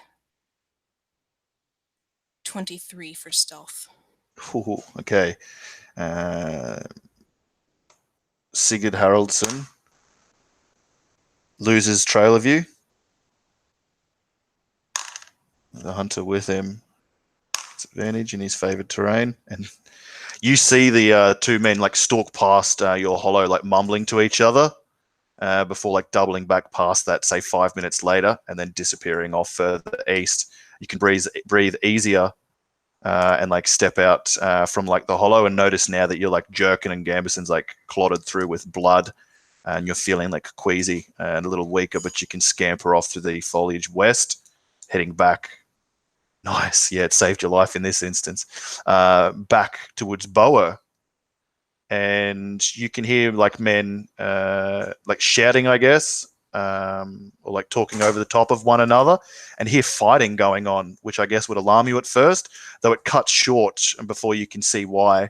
And as you round a corner, you see Boldus and Blackhand, your brother, rise up from the corpse of Jarl Ulveig. He stands amidst a square made of birch limbs, and the circle of warriors who serve most as the crew of the Seahorse stand in a ring about that. Those that do note your passage, like, don't even like greet you back or like look in wonderment at the or worry at the arrow through your shoulder, seeming near transfixed with what thing has played out in your absence, or perhaps the cause of why no warriors were forthcoming after you. And Ygritte forgets her wound as she looks on at this homecoming, this duel between her brother, between the Jarl. She cannot understand what must have happened to bring this. Bearded man, Hildur de Gurison, you know him from the crew. He's probably closest to you, and he, as like the other warriors, kind of look on, waiting at the Black Hand. What has happened here?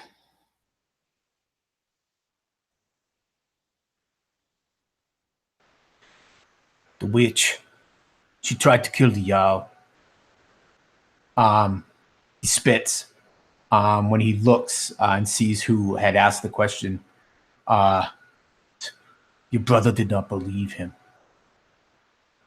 Seems he is right. And he turns and walks away.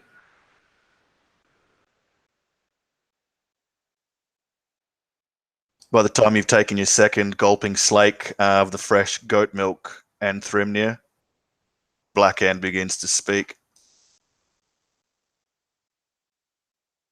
Yeah, he'll rise and like look at the men after like making sure that Ulveig is dead and that he's like holding the axe. And he'll say, "The curse is repaid. The death of Yrsa, the seer, will not plague us with curses, the dark magic, and has been appeased. And we shall go on now with the blessing of the gods and spirits that Yrsa courted.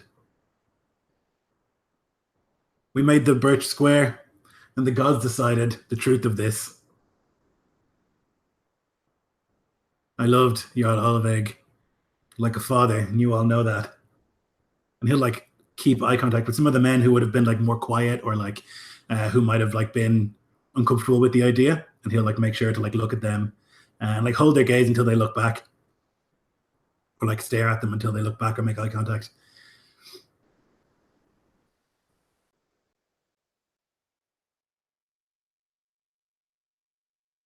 Many of the men like nod in assent to your words, none rebuke them. And each warrior's gaze will meet yours if you like summon it long enough. Your eyes eventually fall past your sister to Hildur. And what does he do, Lionel?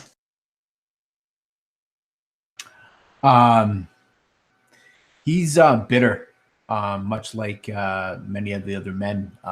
He loved this Jarl. He had served with him since he was a boy, not even able to hold up an axe. Sees him just and right. And much like he said, he's bitter by the fact that, at least in the eyes of the gods, he had lied, and that has cut him deeply to think that his Jarl would have lied. He doesn't know that he was sick. He looked as though he fought bravely. Just the stronger, younger man won. So he feels that bit of emptiness, that loss. So he's kind of over by himself, just kind of kicking over a few of the dead men, patting them down, looking for anything that might be of value. A tooth, hidden ring. Yeah, if he's not looking, like the rest of the men I think are all looking, if he's not, then Ingvar will like do a whistle to like get his attention. The gods decided this outcome, not me, nor Ulveig. We agreed on that. He turns. We are Jarl. And the Good. word kind of sticks in his mouth a little bit. He kind of works his mouth around it. It seems foreign to him to say it to another man. He's saying it to the other for so long. But you don't see disrespect on his face as he says it, just maybe that confusion and maybe the discomfort, dumbstruck look.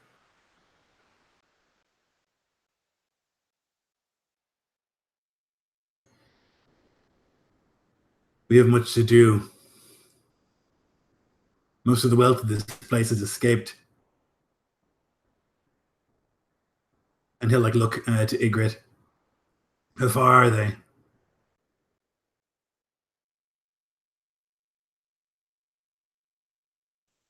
We can catch them. Good. He'll like point to some of the like more wounded or exhausted men. You, and you. Build a pyre. Tonight we'll send the Jarl off properly, but for now, we have money to find and wealth to get and reputation to earn. And he'll like lift the sword and begin like running with me.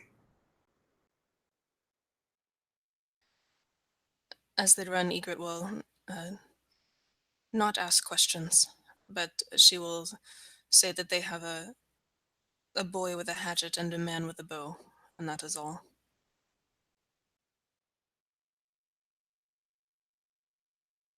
Yeah, he'll nod and he'll like put the shield onto his back and try and make as much speed as he can and encourage the others to do the same.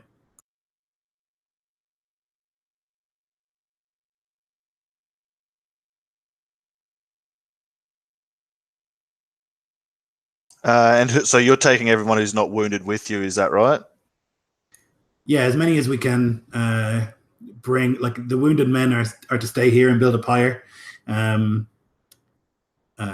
Not light it or anything. We don't want to give any sort of signals of like smoke or anything that anyone might see. But I'll take like certainly like the crew that are named, the like 7 or 8 of them, and us 4, and like chase after the fleeing people. Cool. So you leave 10 people in Boer and 14 go after the refugees of Boer. Perfect.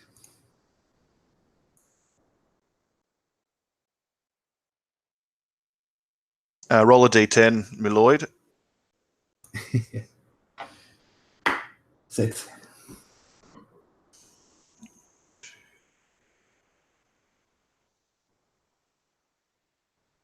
It's Stein, the mute, who's the first to get struck as the bowman who lays in wait on the edge of the woods east lets fly as your group jogs up hot on the trail of the refugees. They're in sight beyond now. So too, like the man at their rear guard, though not this one who'd laid so long in wait for the enemies of Sigurd Haraldsson. It's not enough to kill Stein, but it's enough to like badly wound him, and he like grunts and whimpers as he like worries at the shaft there, and men instinctively haul up shields around you and next to you, Hildur and Thrimnir. And you see that familiar figure again, Irsa, as he like darts away from a tree, and now breaking cover begins to like sprint off, running east, pell-mell. You do not have to die, he'll call after him. And if he gives no sign of like hearing it or understanding, then he'll like take a second to get everyone to get their shields on and then sprint after. You can all, from your vantage, see the men approach the previous like dismounted now rider, like arguing with him, rushing up to the rear of the people, and then looking back to your approach. They'll both. One will draw an axe. The guy who was like shooting at Stein the Mute, and the dismounted man with the gold curls. He'll grab his axe out, holding it in both hands. Both of them look foolhardy enough as if they are to charge you as your men rush towards the refugees, slipping off into the trail east. Spears ready, and he'll get everyone who has a throwing spear to like prepare them, and then just like when they get in range, throw 14 throwing spears at them. Yeah, the two men are like pierced through with spears and cut down without a scream. By the time your men get to them to retrieve their like the spears from the bodies, they're both like looking up at the mid-morning sky, but not seeing. And men rush past you on either side, rushing towards the screaming score of refugees beyond now, who rather than like slow, like fat snake wriggling east as they have been, break off like a firework, going in all manner of different direction. But fit warriors who rove for a living easily outmatch their prey, and it is only a matter of minutes till the refugee caravan is overhauled by your men. Two girls in tanned, hided aprons scream and clutch together as you stand before them. Thrimnir, and a woman with gold braids pulls a fishing knife from her, like the folds of her dress, and clutches down behind the girls, not the blade not threatening at you, but at her own daughters. Hilderson, you're dragging an old man with his like sack of apples back past around like the storm of steel, and you see the wiry shieldman beyond, and his three foe before him, or his three prey before him. What do you do, Chex? Seeing this and knowing what the woman intends, I'm from here is going to just hold her gaze. This is there is only two outcomes, and it's up to her to decide as far as he's concerned.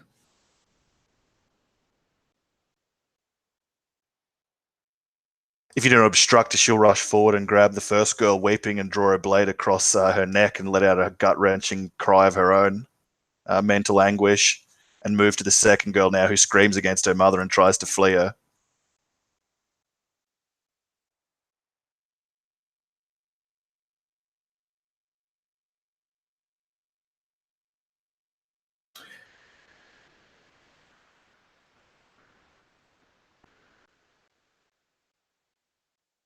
And the mother will soon overcome the daughter without your intervention and kill her as well, and then move towards you, heart beating, a tear streaming down her face, raising the bloody dagger to her own throat. She tries to gather herself and what courage she can to meet your gaze. The old man behind you like clatters you in the back of the head, Hildur, futilely like scrapping at the side of your cheek above your beard with his old probing hands, trying to wrench free of your iron grip. I think he would just punch him as hard as he can in the face, throw him down to the ground. He was watching this scene. He's never seen that in all his years. And then he's maybe a little embarrassed that the old man even was able to hit him. So he takes it out on him, kicks him when he's down. He doesn't stop until the man stops moving.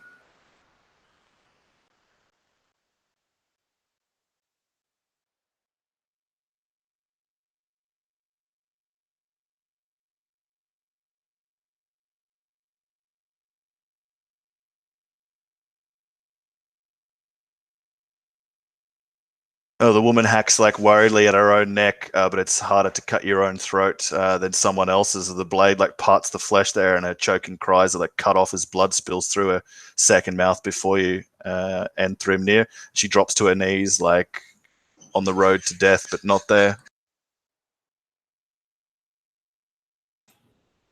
He impassively watches on as the blood spills. He'll spit to one side and then look at the corpses of the girls and look back down at the woman as her life force leaves her.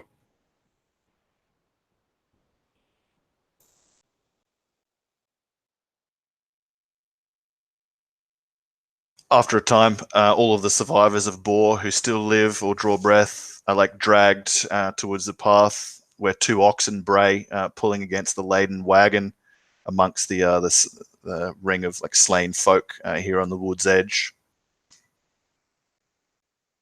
There's 14, by your count, women, children, and old folk. Balder. The rest have been brutalized beyond. There's also like a clutch of goats, and the cart was like laden with just like food stuff that was hastily piled on and packed in disarray. Several of the corpses yield up bits of tin and a hack silver that had hurriedly been gathered in aprons or like stowed away with kinfolk to take east. And your men like eagerly begin to like ruthlessly like pillage it all and pile it up on like a upended shield to like pull the wealth in for divvying to the sound of whimpering, piteous folk. Yeah, he'll like look at the assembled thralls and like try and figure out which ones are valuable and which ones are not. Like the old people are not useful as slaves. They're not useful to be sold, and they're not useful in the final battle of Ragnarok. And so he would just like strip them of what they have and like leave them here in the woods after they leave. Children make excellent slaves, and you get lots of money for them if you sell them in certain ports. And so he'll definitely take those. And beyond that, the women serve a different purpose. That's to be expected with a reaving crew, and he'll take those as well. The wealth will be divvied up in like the expected way, like different amounts of shares for different people. Now as Jarl, if that's even what happens, he will want a thing. Yeah. Ulveig's method was 5-3-1 in that you would receive 5, your second man or rudderman, or his second man or rudderman would get 3, and everyone else get 1 share. Yeah. Yep, that seems fair.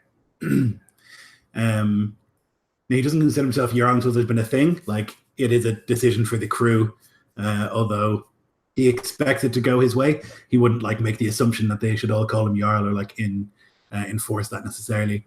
But it seems like people are taking orders from him. So like for now, he's like the interim Jarl. Then the divvying up of the loot, and yeah, we'll like take whatever we have, including the oxen and stuff like that, back to what was the thing called, Boer, and yeah, leave the old people here with like no clothes so they can die in the cold. The old beat-faced man like claws up at you naked from the ground, Gurarson. Just pleasing over again. He kneels down, putting his knee on the man's chest. He goes, shh, shh, shh, as he slowly draws forth his hunting knife before he draws it across the man's throat. Shh. And he doesn't rise until the grisly work is done. Wipes the blade off on the man's threadbare clothes. He puts it back into its sheath. Kettle comes up to you after like booting a couple of people away from their kinfolk. They're calling out to them as they're taken away to be slaves or worse. And he says, Ulveig would always leave the stragglers to trickle back. They'll become refugees for our enemies to deal with. If you kill them, you take away that advantage. And he'll like point to like a few of the older stricken people, like, go east, east. And he'll like, yeah, at them, trying to get them to run away. A few do, though. A few just look beyond him through teary eyes towards the people who are being dragged away by the wagerer, Blackhand, and Enthrimnir. He sucks his teeth. shrugs his shoulders and doesn't say a word to the man. Picks up his spear and starts to follow the others. We should leave them walk. They're a burden, and beyond being a burden, they spread fear. Fear of what they've seen here. Their men stood against us, and none of us fell. Well, one. They will learn to fear, and fear is reputation, and reputation is all.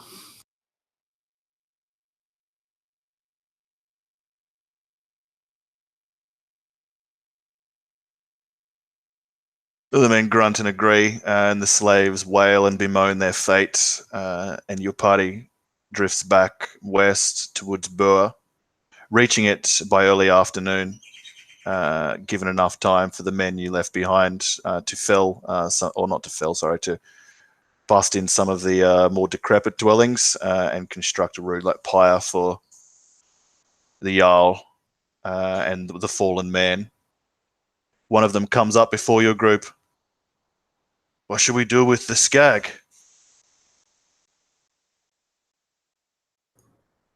Like scratch his head. A pyre? I don't know how best to send her to where she's going. Give it a run. It was she worshipped. Some, at least. He kind of like leans back from that. I would not want to go to Ran. And I don't want her cursing me from the afterlife. You're not a witch. Besides, I don't think she'd have cursed you. Who knows? He'll like grip the amulet again. Cannot be too careful when it comes to witches. We're going to burn the Jarl. I think we burn her too. We should have a blot also to celebrate the victory. One of the goats, maybe.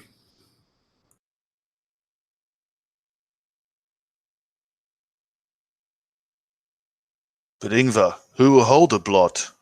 Says one of the men, and they look amongst each other.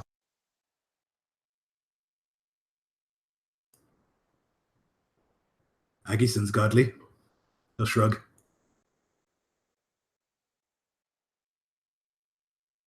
Few of the men who as yet, Aggison's still an unknown quantity, kind of give appraising looks of the man from amongst the crew assembled here.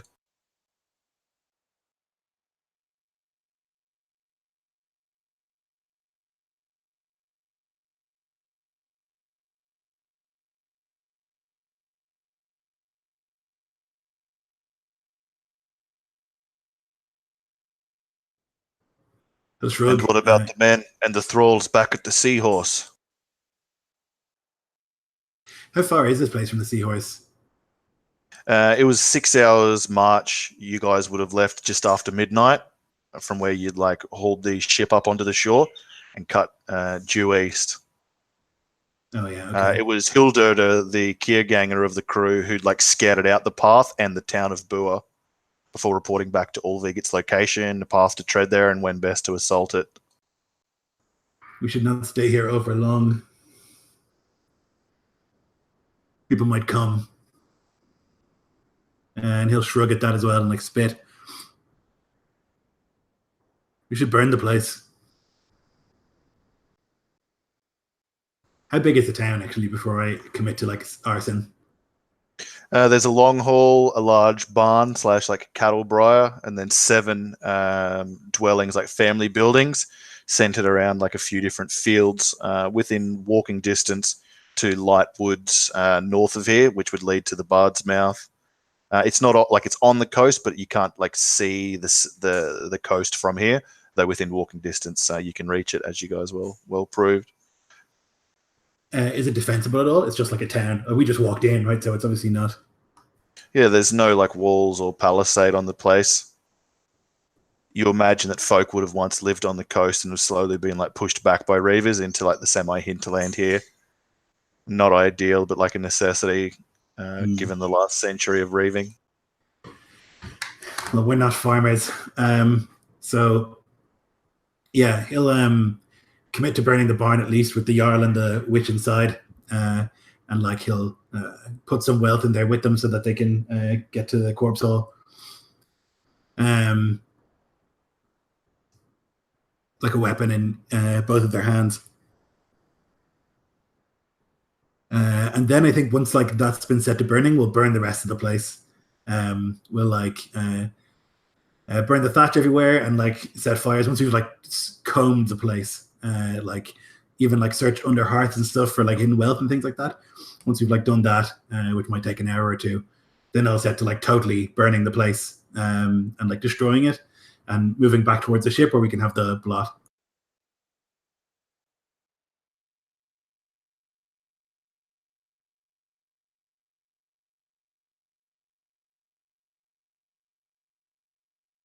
So the place is scoured, so the men split up and tear it apart, like children being deloused. They're thorough, and after every place is searched, it's set to the torch, like hauled in, and what animals or goods have been like pillaged away from this place are assembled around the oxen and cart, and heaps of wealth, to call it that, I guess, that you've like pulled out of the now burning Boer, with the skag, slain warrior, and Ulveig being consigned to the flames there.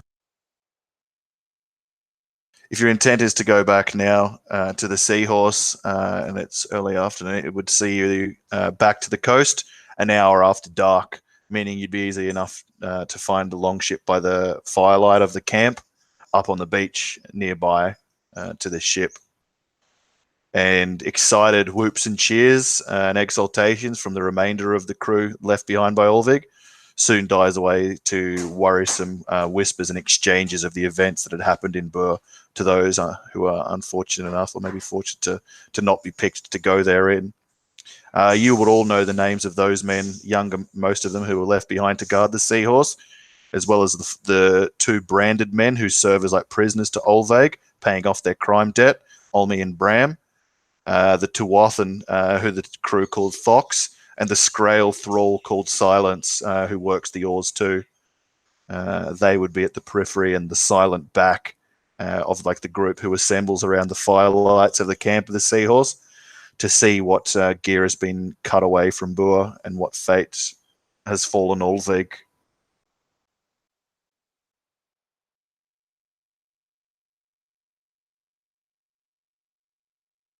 Yeah, I would explain as I arrive, I guess, what had happened.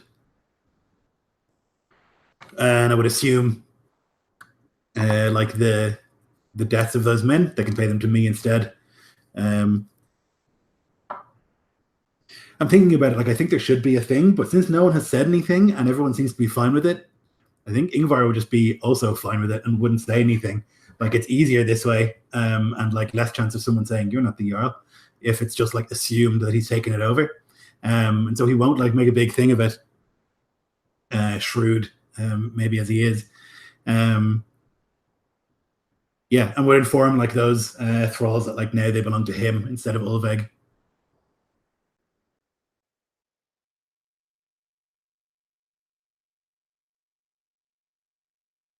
If Fox with his vulpine features will just give a curt like nod of his head once. Silence doesn't nod, but you assume he understands by now. Ulveig's had him for 9 years.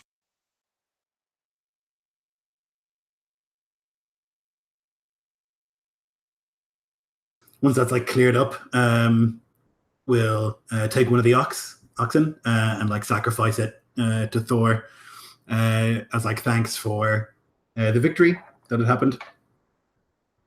It's not going to be like a big occasion, but like he would approach Agison and actually speak quietly with him.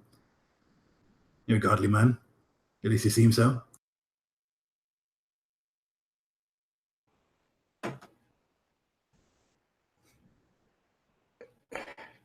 He gives a shrug. Seems so. You've seen blots before.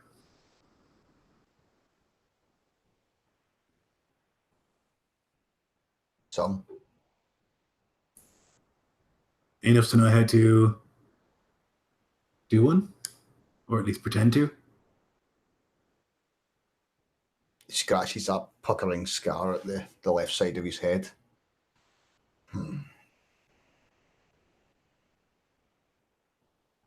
Perhaps.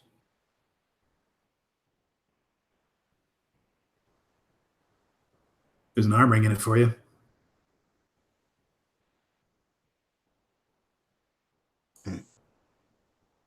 Men need a blot.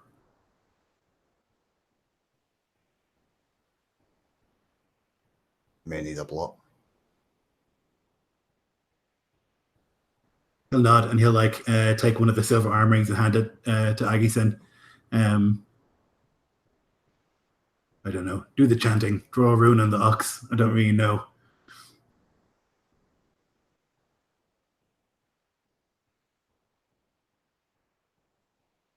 He'll give that shrug again and move off to prepare as if he knows what he's doing.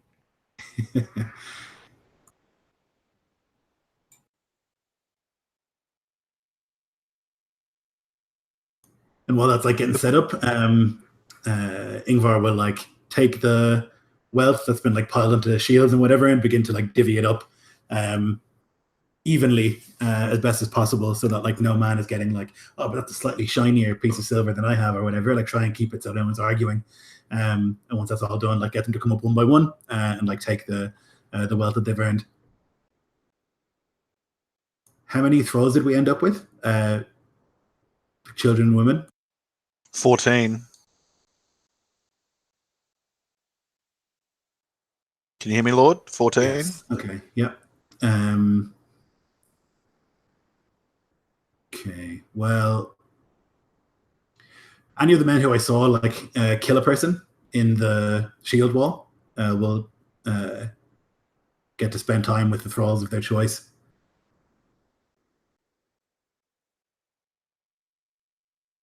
But not to mark them or anything like that. We're going to sell them. So he would have like a chat with those men. None will quibble, given the gloomy auspice of Ulveig's death. And with like no one, at least vocally, challenging the seeming new way of things. The giving of the wealth share out is conducted like in a ritual fashion, the same procedure I imagine as Ulveig did. The men will take their, and women take their part in the wealth that you've stripped from Boer. I've listed what your party has for itself in the chat there after everything else has been divvied up. By now it'll be 7 to 8 o'clock at night or so. And so I assume tired after a march and fighting today and marching since last night, the men would be exhausted and want to feast here, which they would do, eating what the people of Boer have worked these past 2 seasons to store aside for winter. Now, what's not being eaten here is being taken into the shallows and loaded up into the belly of the seahorse. And the fires crackle, and men are in good cheer and spirits, singing to one another across the flames as they laze. Bellies popped out a little, and like meat grease running from their cheeks down to their beards.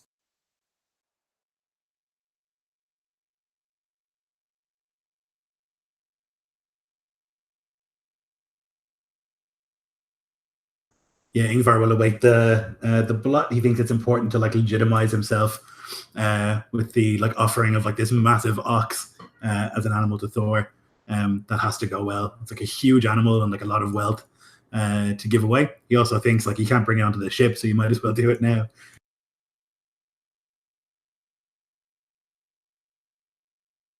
I guess if word gets around of this by the next dawn, people would be expectant and eyeing Agison and like the favoured ox as the waves lash up at the shore beyond.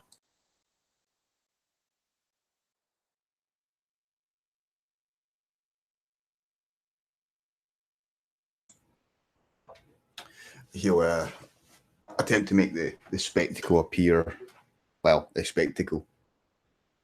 He'll have lost his jerkin so that he stands in the cold with his bare chest and probably daubed with some runic symbols over the tattoos.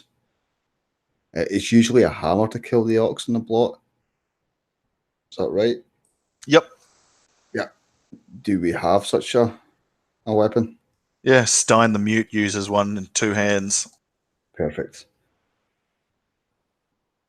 So when everyone is gathered around, he'll give a nod to Ingvar and then speak out to the men and the women and the thralls who are also probably watching. And they'll look up to the sky and say, Bolflosen, Gushon, Gangas Pervel, Goff Giffen. And bring the hammer down upon the head of the ox. It gives up after like there's this massive thunk or thud as its skull is cracked and it drives down like nose and front 2 legs to the ground, while the back, like the rear legs, scramble into the earth. But it's stunned enough that you can reach down now, hammer aside, and slit the thing's throat, and the blood gushes down onto the damp sand at your knees. The beast takes some time in its dying. Eventually, it's lowing, gurgles out, and a death rattle seals the deal. And then, after a nod, eagerly, men will move forward with adzes and short sayaxes and begin at butchering the thing, offering the choicest parts to the center of the flame, being Sigurdsblot, an offering to Thor, I imagine, as they're thrown into sizzle and smoke and char and be carried up to the gods.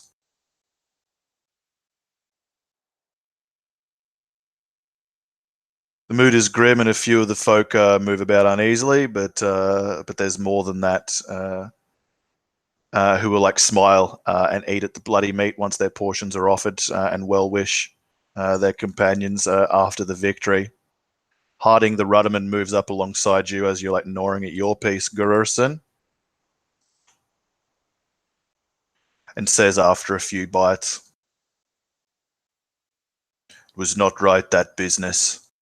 The eyes across at Balderson, speaking with some folk on the other side of the fire. That skag was his. She tries to kill our Jarl, loses her head, and then the Jarl's belly is spilt in the home gang.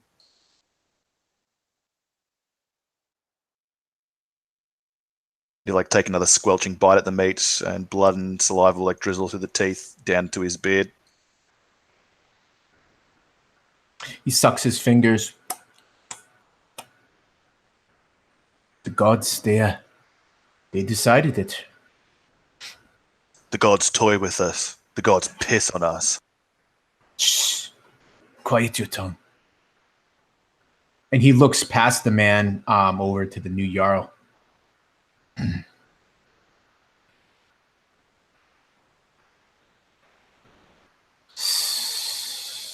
And he shakes his head as he kind of just hisses out, "'Tis dirty business. I'll agree that, but..." He doesn't want to say it. Maybe it's better. He's a good fighter, that one. Jarl, he was getting old. He'll like tongue a piece of flesh from between 2 of his teeth where it's snagged, and then like spit it through down to the sand beside him, and then turn back to you. Perhaps you're right. And you like take another bite at the meat, like sucking at the blood there. The wealth haul was good. His scouting proved purposeful. Those people didn't stand a chance. But although Ursa, Ulveig, and another now in Corpsol, perhaps, she's not so many to pay for all this. And he gestures around at the feasting and the wealth being loaded onto the boat and the spirits generally. Yeah, I think... we owe much of this to you as to any other man.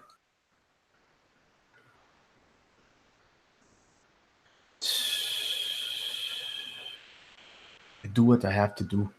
And almost as he says that, there's this kind of this caw from this raven up in a tree, and it It lights and lands down on his shoulder. He absentmindedly just reaches up and gives it a bit of this oxen flesh. It pecks hungrily at it before it takes flight again. We all do our part. Better the skag is dead. The bitch was crazy. Would have gotten us all killed. Killed us with her magic.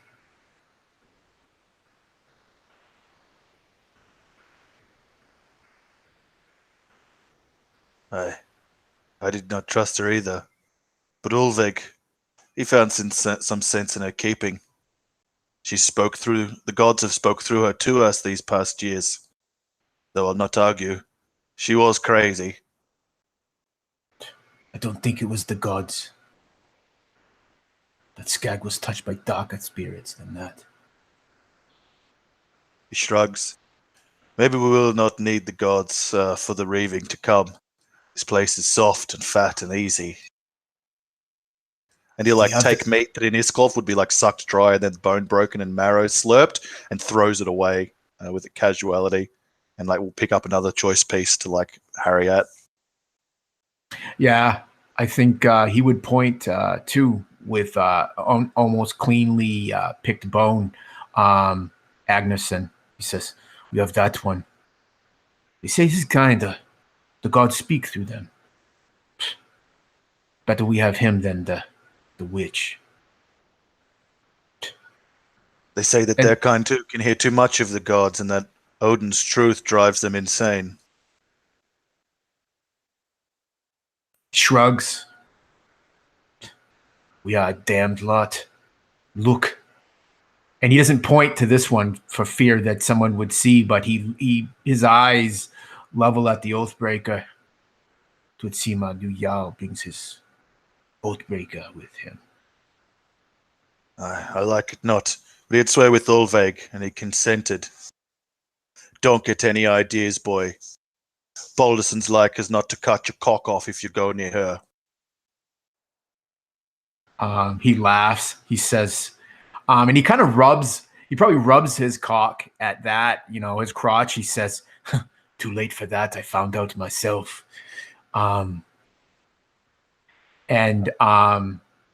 He would remember a time, probably quite some time ago, when she first joined, and he thought her a weaker, and she quickly introduced her knee to his groin, and he's not approached her since.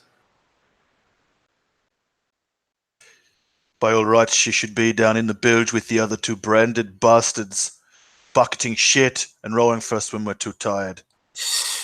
He kind of mark my words, Udurda. She'll be on a perch on our new Jarl's shoulder by tomorrow. You can bet on that.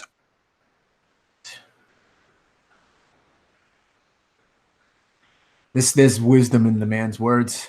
He shakes his head just a little bit. She serves her purpose. She may have been an Oathbreaker, but since I have known her, she has been true to her word. Fights as hard as any man I know. Mayhaps. And he leaves that unsaid. Aye. Tough she is, he says, and he'll harry another bit of meat, looking across the other side of the fire where Kettle and Yolfa have boiled up some of the ale that you guys pilfered from Boer, and are pouring it into the back of the arrow wound in your shoulder. Ygritte, and the clench, the gritted pain at that, the rower, he smiles to you, Gorison, as it's proof of his words. The pain is blinding as the swill dribbles in and stings and burns there, but it is necessary. You've seen men die of fester before. Ygritte, and you don't want to share that fate or have your arm lost, so the wound must be splashed. You drink plenty enough, but still the pain creeps through the shield of mead. But thankfully, eventually, the deed is done, and the men kick sand over where you've bled down about your spot at the camp, and one of them will hand you a cut ale horn with a flat bottom, the small wooden bowl with like chunks of charred oxen in it. Here, eat and drink. Keep your mind from it.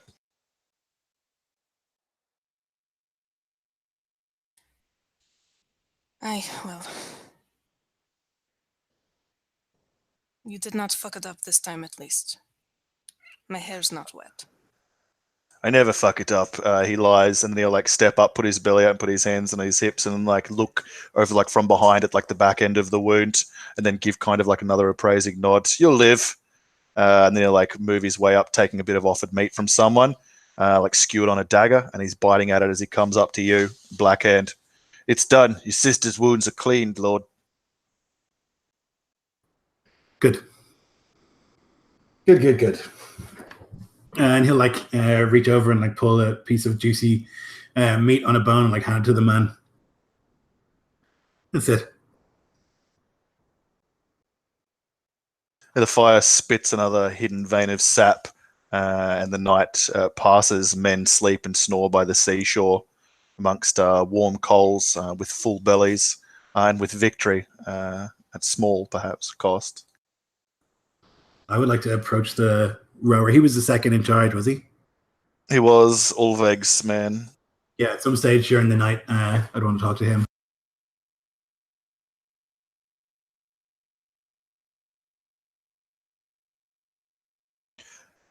He'll like grumble as he like opens an eye and peels himself away from the furs and the thrall that he'd taken, and he'll rise up, wrapping like a wolf cloak around his shoulders. Ingvar, Why don't we go for a walk? Am I coming back from this walk, Black Hand? Don't be stupid. Of course you are. He nods and will walk out of camp with you a ways before like turning aside slightly to relieve himself and like sniff in the sea air beyond. What's in your mind? Stability and keeping men happy. You've been second man for a very, very long time. And the men trust you, and I need them to trust me.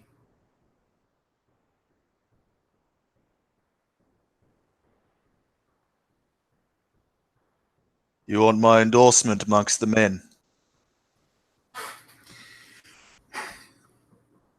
He'll finish and like flop himself a few times before like turning to face you, ocean at his back. I do. It would be most, I think, better for everyone that we work together, don't cause any hassle. There's a lot to do, and this is a faraway land. We don't have time for squabbles and bickering and schemes. You've got to admit, Blackhand, looked pretty fucking bad. He murdered the witch. Brought a curse on us. Your witch. Doesn't matter whose witch she was. What matters that he killed her, chopped her fucking head off. There's no way to go. To display it like that, like a fucking animal.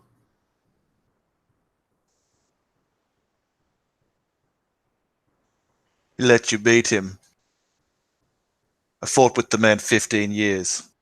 That's not how he fought. He was He must sick. have wanted you to lead. He was sick and old.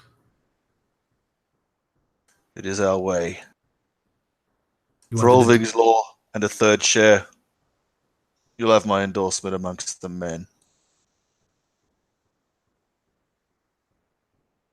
What was the first thing? Sorry, for Ulveig's law. Yep.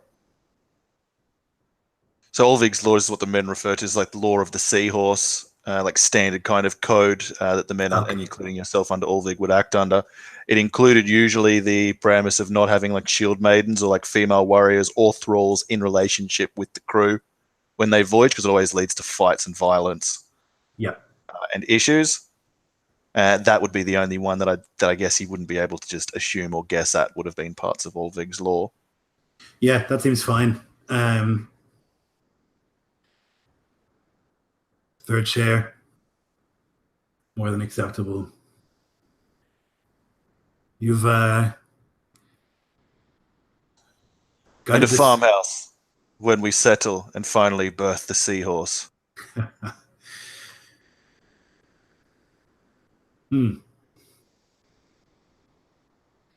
With any luck, we'll all have farmhouses, but you'll be first.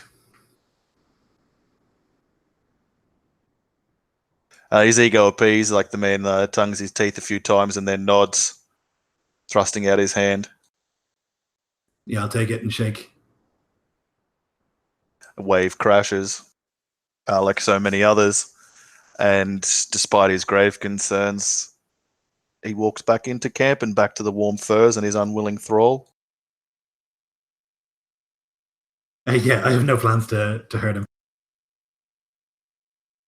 The next day is grisly, though I wouldn't say raining, certainly threatening too. And there's great kind of clouds of low-hanging mist over much of the Stormskoga Bay beyond. It's rolled down off the headlands and like gathered beyond on the horizon.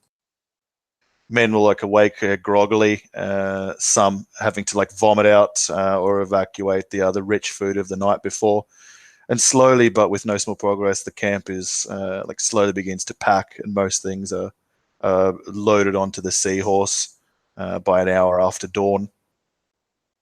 The muling thralls like penned in close and like walked up the gangway and down underneath the rowing benches into the bilge of the seahorse. Many decry their fate and plead to be released, that they worship the Aesir, the same gods. But after a few bouts of rough treatment from Kettle and Folky Two Teeth, they, like sheep going to slaughter, make their way up the gangplank to disappear into the belly of the seahorse. The mast sail and whatever cloaks or hoods you guys sport do not flutter. It's near breezeless, nothing to disperse the mists beyond. And the men groan in that way that men who know that it'll be a rowing day, not a sailing day ahead of them, can do. But none resist any orders like given as the camp is disassembled. Ingvar would like gather some of like people who he thinks are important, people who he thinks don't agree with him, and people that he likes. So he would definitely call for certainly all of the four or the three players, but also he would call for the rower. He's not the rower, he's the rudderman, right? Is the guy. Yeah, Harding the rudderman and Solcy the rower. Everyone calls Solcy the rower because one time in a storm, the person next to him died of their wounds at the oar, and no one knew, and so he actually rowed for a full day and a night as two men. So they call him Solcy the rower. What a bad lord. But Harding is the number two, right? Yeah, the older man who mans the rudder.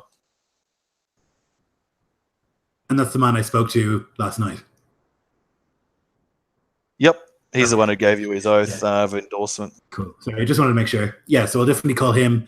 And the players together and like maybe like underneath the tent of the longship, just like sit and say, we have a lot of wealth. It's heavy, a lot of thralls. It's no good. They'll just be distractions. We need to sell them quickly and get wealth. I would say if we go south, at least there are people there. We might be able to sell this.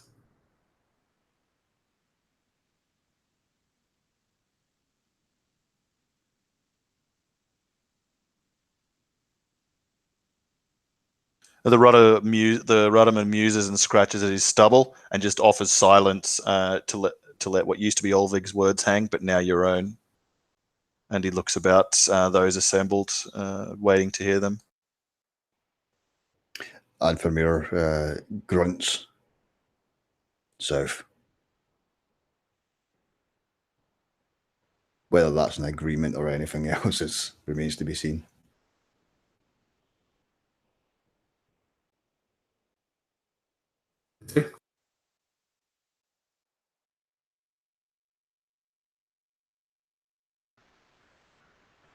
I think Hildegard just spits onto the ground and kind of tilts his head.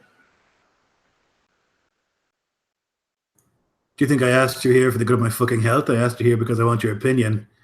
I don't want you spitting in this quarter. Do you think we should go south or not? Do ya? Then say so. He smiles at that. You would. Aye, yes, Jarl. You can go south, but you'll be hard-pressed to find a place to take the boat to offload the thralls and the goods where they want to run. They know what the dragon prow means. There is rather glitter. Am I right, Nico, in thinking that's like an Isklofinn? It's been taken by Isklofinn? Yeah, I'll say that the Ruddermans produced the the skin map that Ulveig purchased off the fat lowlander Carol, the fat, or called the Blowfile Fat Crow by the crew of the Seahorse. He's this fat-bellied merchant shipman who seems to follow around this Golden Reavers every season like a carrion after a battlefield. He always seems to appear, and he often trades, runs his ploy up and down here, buying slaves or running merchant for the Isklofinn, being savvy in their nuanced way of negotiation and trade, and with a small measure of courage is able to profiteer himself quite well upon your kind. He and other of his ilk frequent the haunt at Rauterkleffer, which belongs to Jarl Berkthgar Isbjornsson. It's the only so far Isklofinn foothold in Braggy's spears. So yeah, unfurling the map, he would point. Isbjornsson. We can sell there. They're settled. They have more need of thralls like this than we do. We could use coin. We could use chain. We could use steel. Then go south.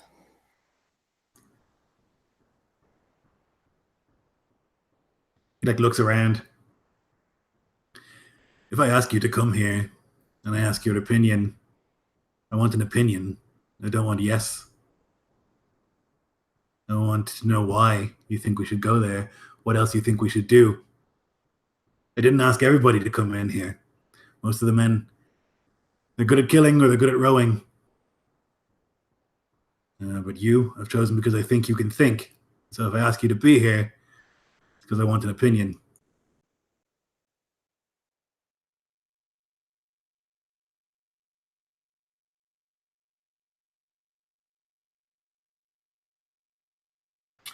Think we go south. It's what we do. We reef. The weather, it is good. At what time of year would it be, Nico? It's just before the start of autumn.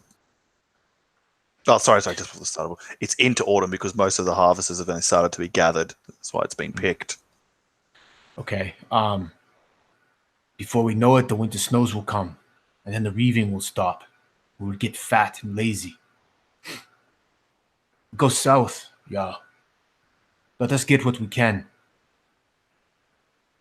And I imagine we would have to pay some sort of tithe or something to what's his face? Isbjornsson, definitely, for sure. Yeah, so we definitely want to make our coffers much fatter.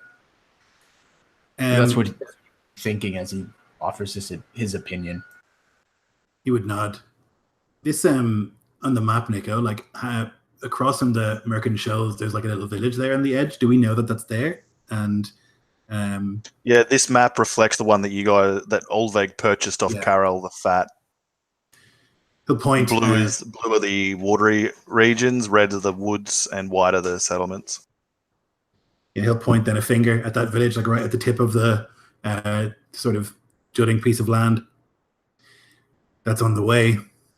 Might get a little bit more before we go.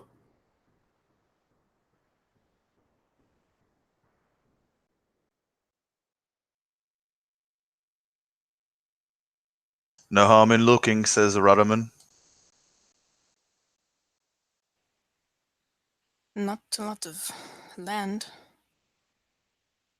Might be small pickings. Oh, we attacked this place and lost one man in the shield wall. We didn't have to leave more men behind to keep watch on 14 thralls then either.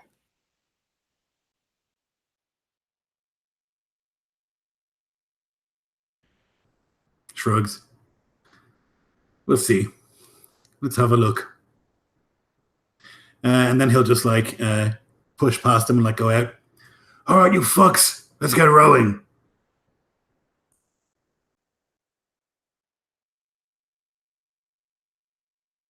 The men respond, and the last of the gear is hauled up inside the seahorse.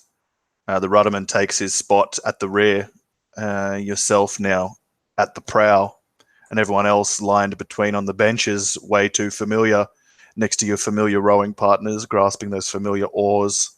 And since it is near breezeless, commence the long hours of rowing to come around the headland and then south out into open water, hoping that Thor sends some of his winds and Rand sends none of her storms.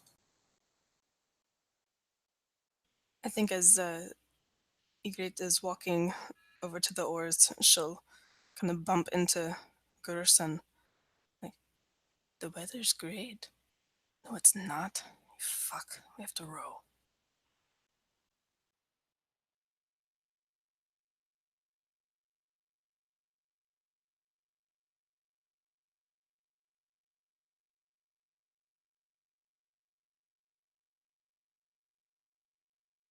Yeah, and she'll just go sit down.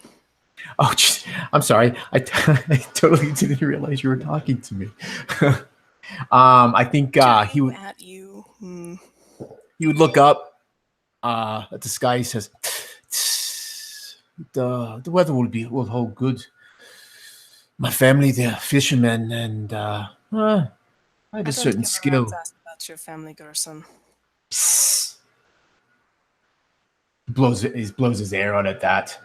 Feigns insult. Then go sit your ass down then. Don't talk to me. I have to row. And he gives you that sidelong look to let you know that he's just joking.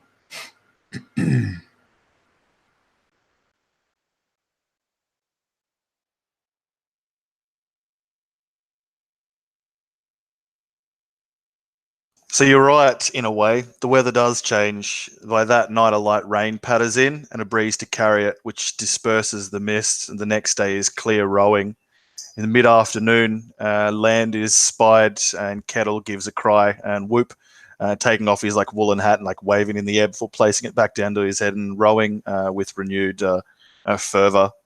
The rudderman gives orders for the sails to like pull up, and the rowers thankfully comply. Every second man leaving his bench to see to the necessaries, and the oars are eventually like pulled up from the water. The blades cleared free of it, of the chop, and then pulled back onto the top deck, protruding only slightly from their oar holes at either side of the seahorse. She cuts through the grey churn towards a marshy, perhaps treacherous part of coast here at the river delta. You look down from the map that Ulveig had purchased from Jarl the Fat, and then across to the coast beyond. It seems consistent. This region is marshy, and like several rivers kind of leave Bragi's spear here and disperse into the Stormskoga Bay to the north and the Hjalfjordur to the south. Pulling in closer into the shallows and like gliding along carefully, always eyeing the bottom in case of rocks, like under the blessing of the clear day. The seahorse approaches. Kettle will stride up to you at the prow and ask if you should take the dragon prow off or leave it on. These are not our lands. We want them to be frayed. With any luck, they'll simply hand us their wealth, and he'll like smile. What wealth, he says, like scanning the horizon from north to south, or left to right, I should say. And yeah, even as you guys spend a couple of hours of that morning striking up and down the coast, you only spy like a few abandoned like fishing traps or pools, and like ruins of things like left abandoned to reavers that have preceded you. You do spy a small like dwelling further up in the marshlands, off away from the coast as you round the tip of Braggy's Spear. And off further towards the deeper water, your map lists an island there with ruins upon it, but no inscription of name, leading to you to believe that that place too might be abandoned. To keen-eyed Folky Two Teeth, though, there is light coming from the dwelling beyond that sits survey over the marshland, which must be from fire or the like, meaning that there's people there. But the village itself has been like raided already. Oh, you passed a village further up north, up the headland, that was well abandoned. Okay. This it is not a village. It's kind of like a large hovel, and then like probably a small animal briar or something next to it. You wouldn't imagine more than a large family would inhabit that like marshland dwelling beyond. But at this day, anyway, after the mists have cleared and what hours you've searched is the most promising thing so far that you or your men have or women have spied.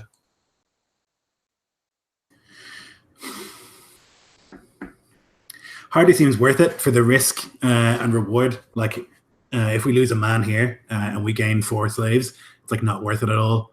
And so, like, he'll just like shrug. Oh, we were going this way anyway. I think probably is like the decision he would make, unless someone wants to like say that they really want to go to this place. I think he would be like more cautious and just go to sell what we have. I think like if he makes move to sail away, Egret would kind of catch his eye and just give him like the "told you so" look. She wouldn't say anything, but Too fucking right you won't. She's a sister. She's not stupid. Yeah, it's kind of look that like she can get away with, but I think like if she said anything, he'd have to like make a deal of it, and so he'll just give her a look of like, all right.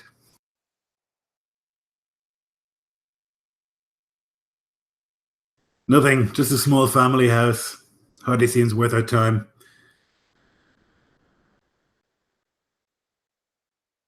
Few of the men like grumble, perhaps excited at the prospect of plunder or more thralls and not relishing sailing through the night, but none will resist. And is the intention to leave the Mirkin Shoals?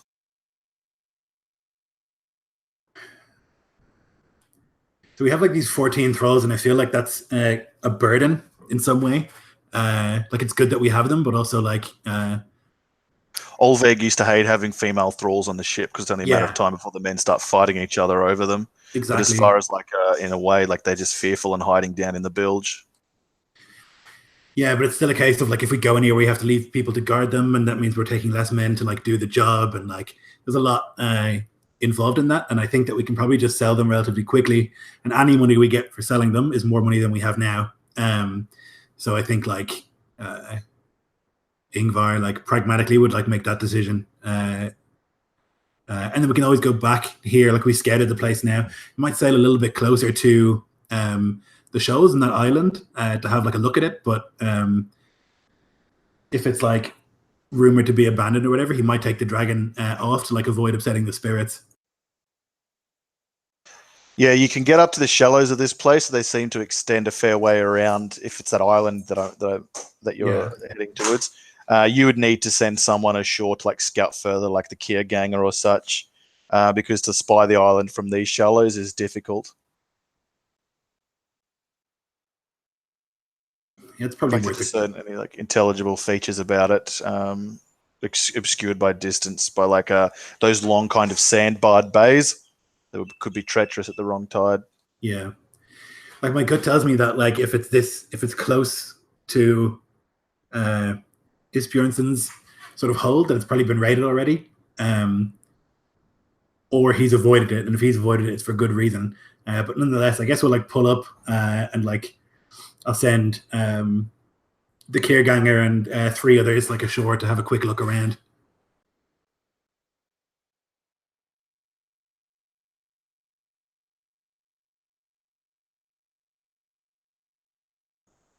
No more than an hour.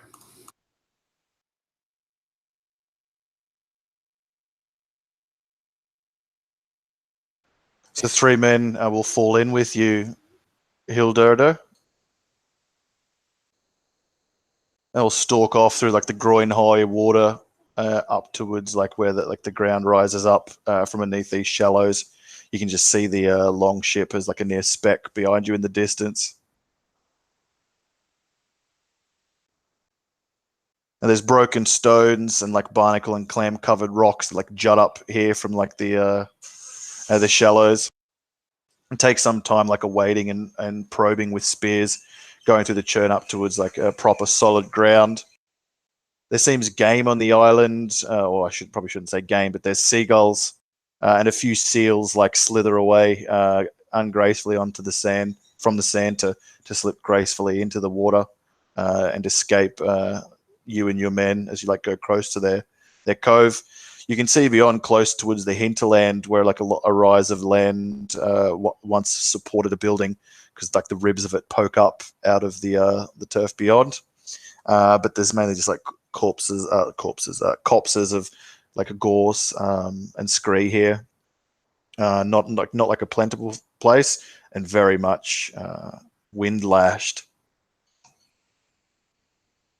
One of the men like will smile and come back, making a hoop out of the front of his shirt with like a clutch of seagull eggs in it, and share them out amongst his 2 companions and yourself.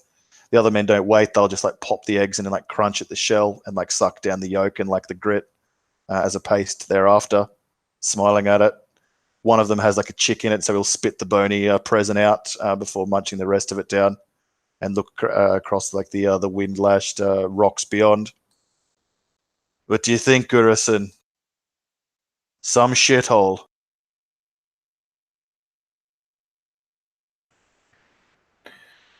It is that. It is that. He pops a egg in his own mouth, crunches on it. A little bit of the yolk dribbles down his chin, wipes it off.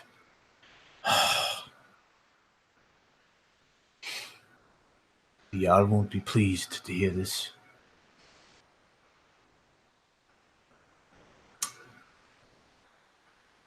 One of the men stops mid-grit crunch, spits out the gear, and looks over your shoulder. His eyes go wide, and a cruel smile plays across his face.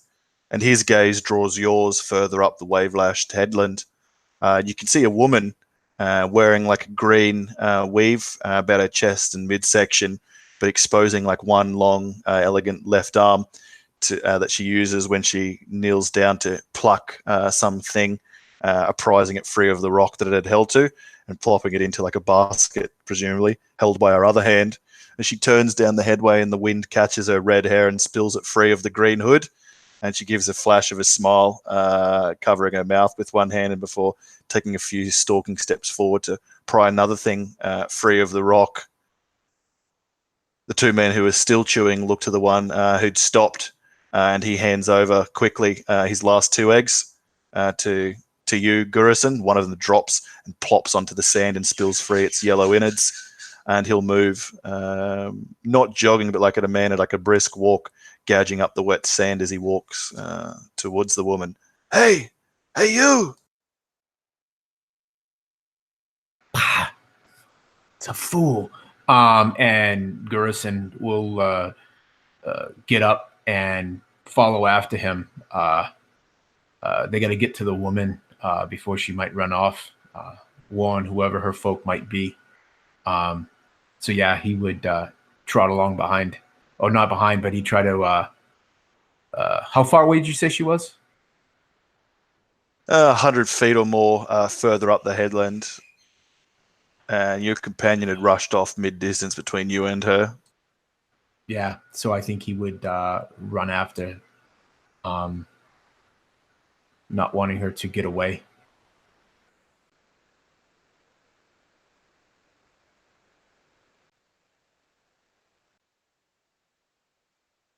And if she was in earshot, I mean, I guess he's going to look and see what she does. Does she like just kind of drop what she's doing and start to run?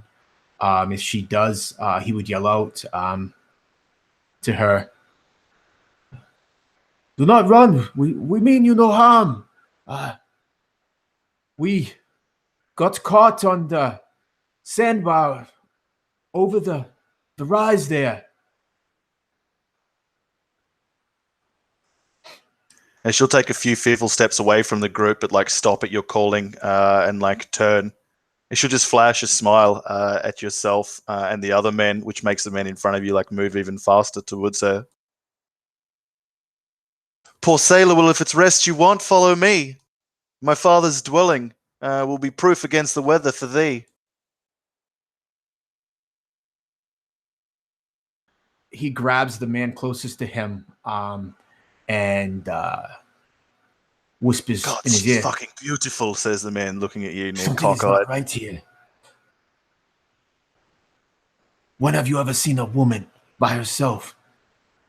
4 men, armed as us. She's no fear in her.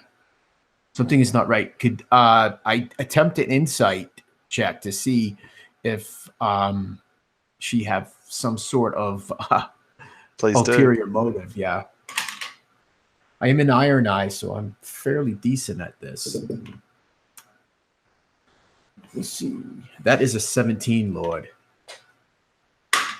Yeah, something's certainly up, and your words ring truth even to yourself. The man that you grabbed and like pulled towards your gaze, like he seems to slowly understand the wisdom in your words. They're the one who'd run off foremost and the one trailing him like an idiot don't seem to care even if they hear you like telling this to the man you grabbed. "Right, she could be leading us into a trap," and then he'll like go and shout out to one of the men beyond. You can see that one of them slipped around the cove already. Yeah, I think we'll try to overtake the second one. Try to shake some sense into him. "Listen, boy." Oh, I wouldn't say boy. "Listen, man. This isn't right. She's bewitched you." And he would shake him roughly. Her skin was the color of pearls, didn't you see? She'll fetch a mighty price. Grabs him roughly by the face and turns his face so that they're uncomfortably close their faces. Says, "Listen, she's probably a witch like the others." And he would toss him like back the way they'd come. Yeah, the man you'd first shaken will attempt you to like to drag the other, and he's kind of like a man that you're trying to prevent from fighting another man, kind of trying to get away from you. You have to like physically like drag him back. The man who like ran off furthest away after the redhead, as I said, disappeared around the headland, out of sight for you by way of the sand and scree. He's almost like whimpering or crying as if you're like taking away from someone that he intends to say goodbye to. And by the time that she like springs out of sight in the distance, he kind of looks up to you with this fuggy gaze and like roughly like pulls your hands and pries your fingers off of him and kind of pushes you back. "What the fuck are you doing?" "Saving your life, you bastard." He looks back the way the other one had chased after the girl.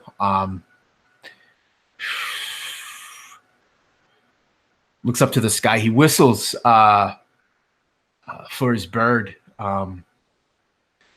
He doesn't look. He knows it'll come. Yeah, it comes, but it's frustrated and it's like squawing as these 2 seagulls like kite it from either side, cawing and like swooping in to like snap and like clasp at him. Strange behavior considering your raven is like larger than either of them. And still they like squawk and caw and like whirl about above, like swooping in occasionally at your own bird who like dances up from your elbow up to your shoulder. Yeah, he instinctively clutches at the bone carved rune of Odin that hangs around his neck. It'll sign, tell you.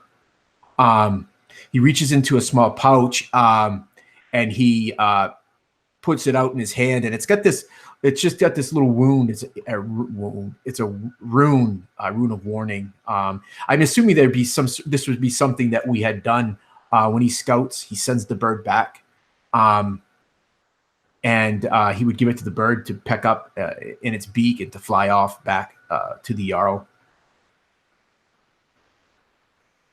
Was would this be a like- small carving of a rune that you put into the Yeah, raven's it's like, mouth that it takes like- back to the ship? It's a rune of Loki, which would mean like ill-tiding and I don't know, devilry or whatnot.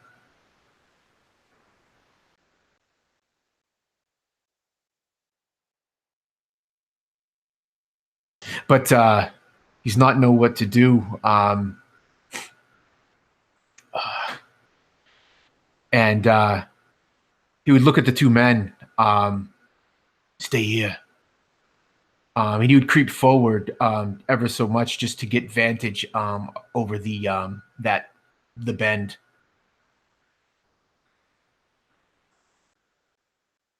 Yeah, one man kind of walks about in circles, scratching at the back of his head as if like a drunk man trying to remember something, while the other looks about fearfully, like up in the direction that you head, and then back towards like the ship, the seahorse far off in the distance.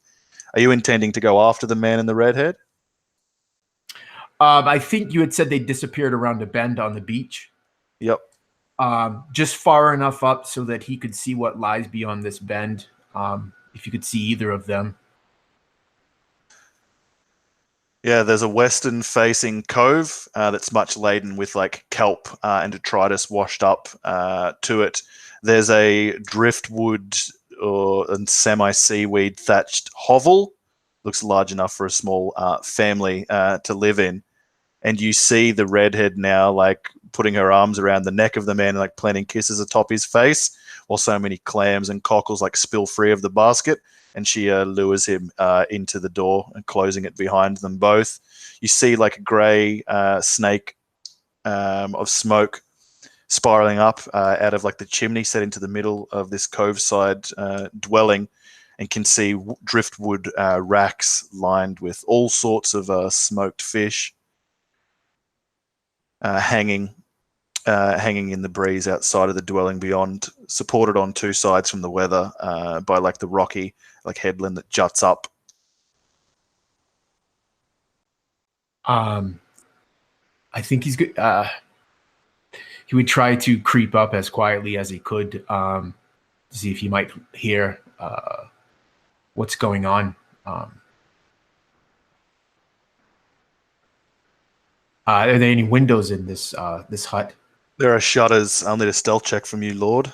Yeah.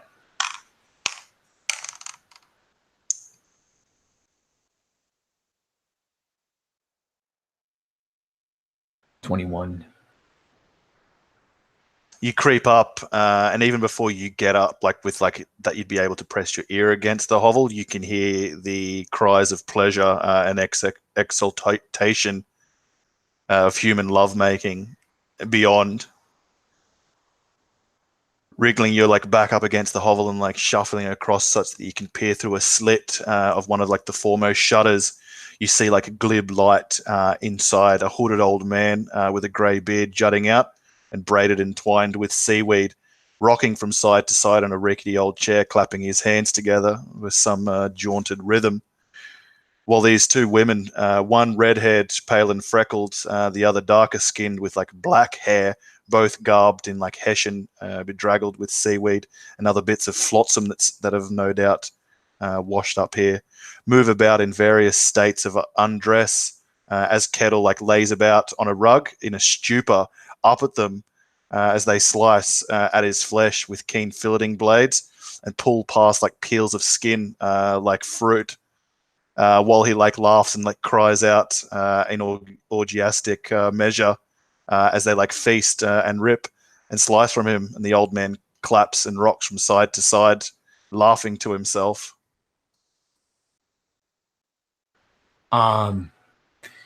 He doesn't even know that he is gripping the rune at his chest so tightly, and he runs.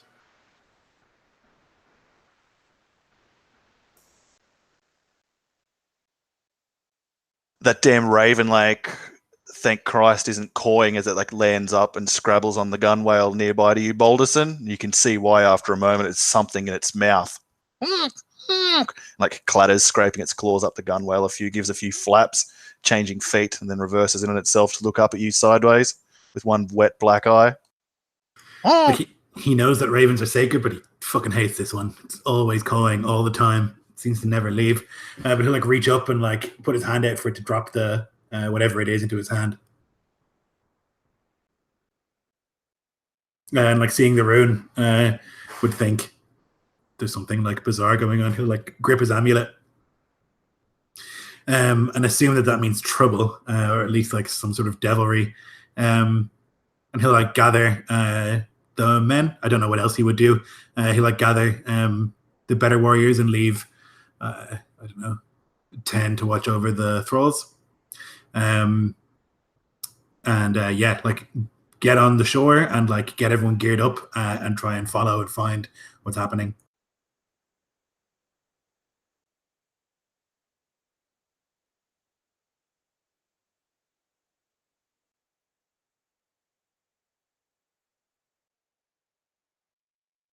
And that's where we'll end the first session of Fire of the North. Great. Yeah. Cool. Thanks for for playing, playing. guys. Yeah, thanks.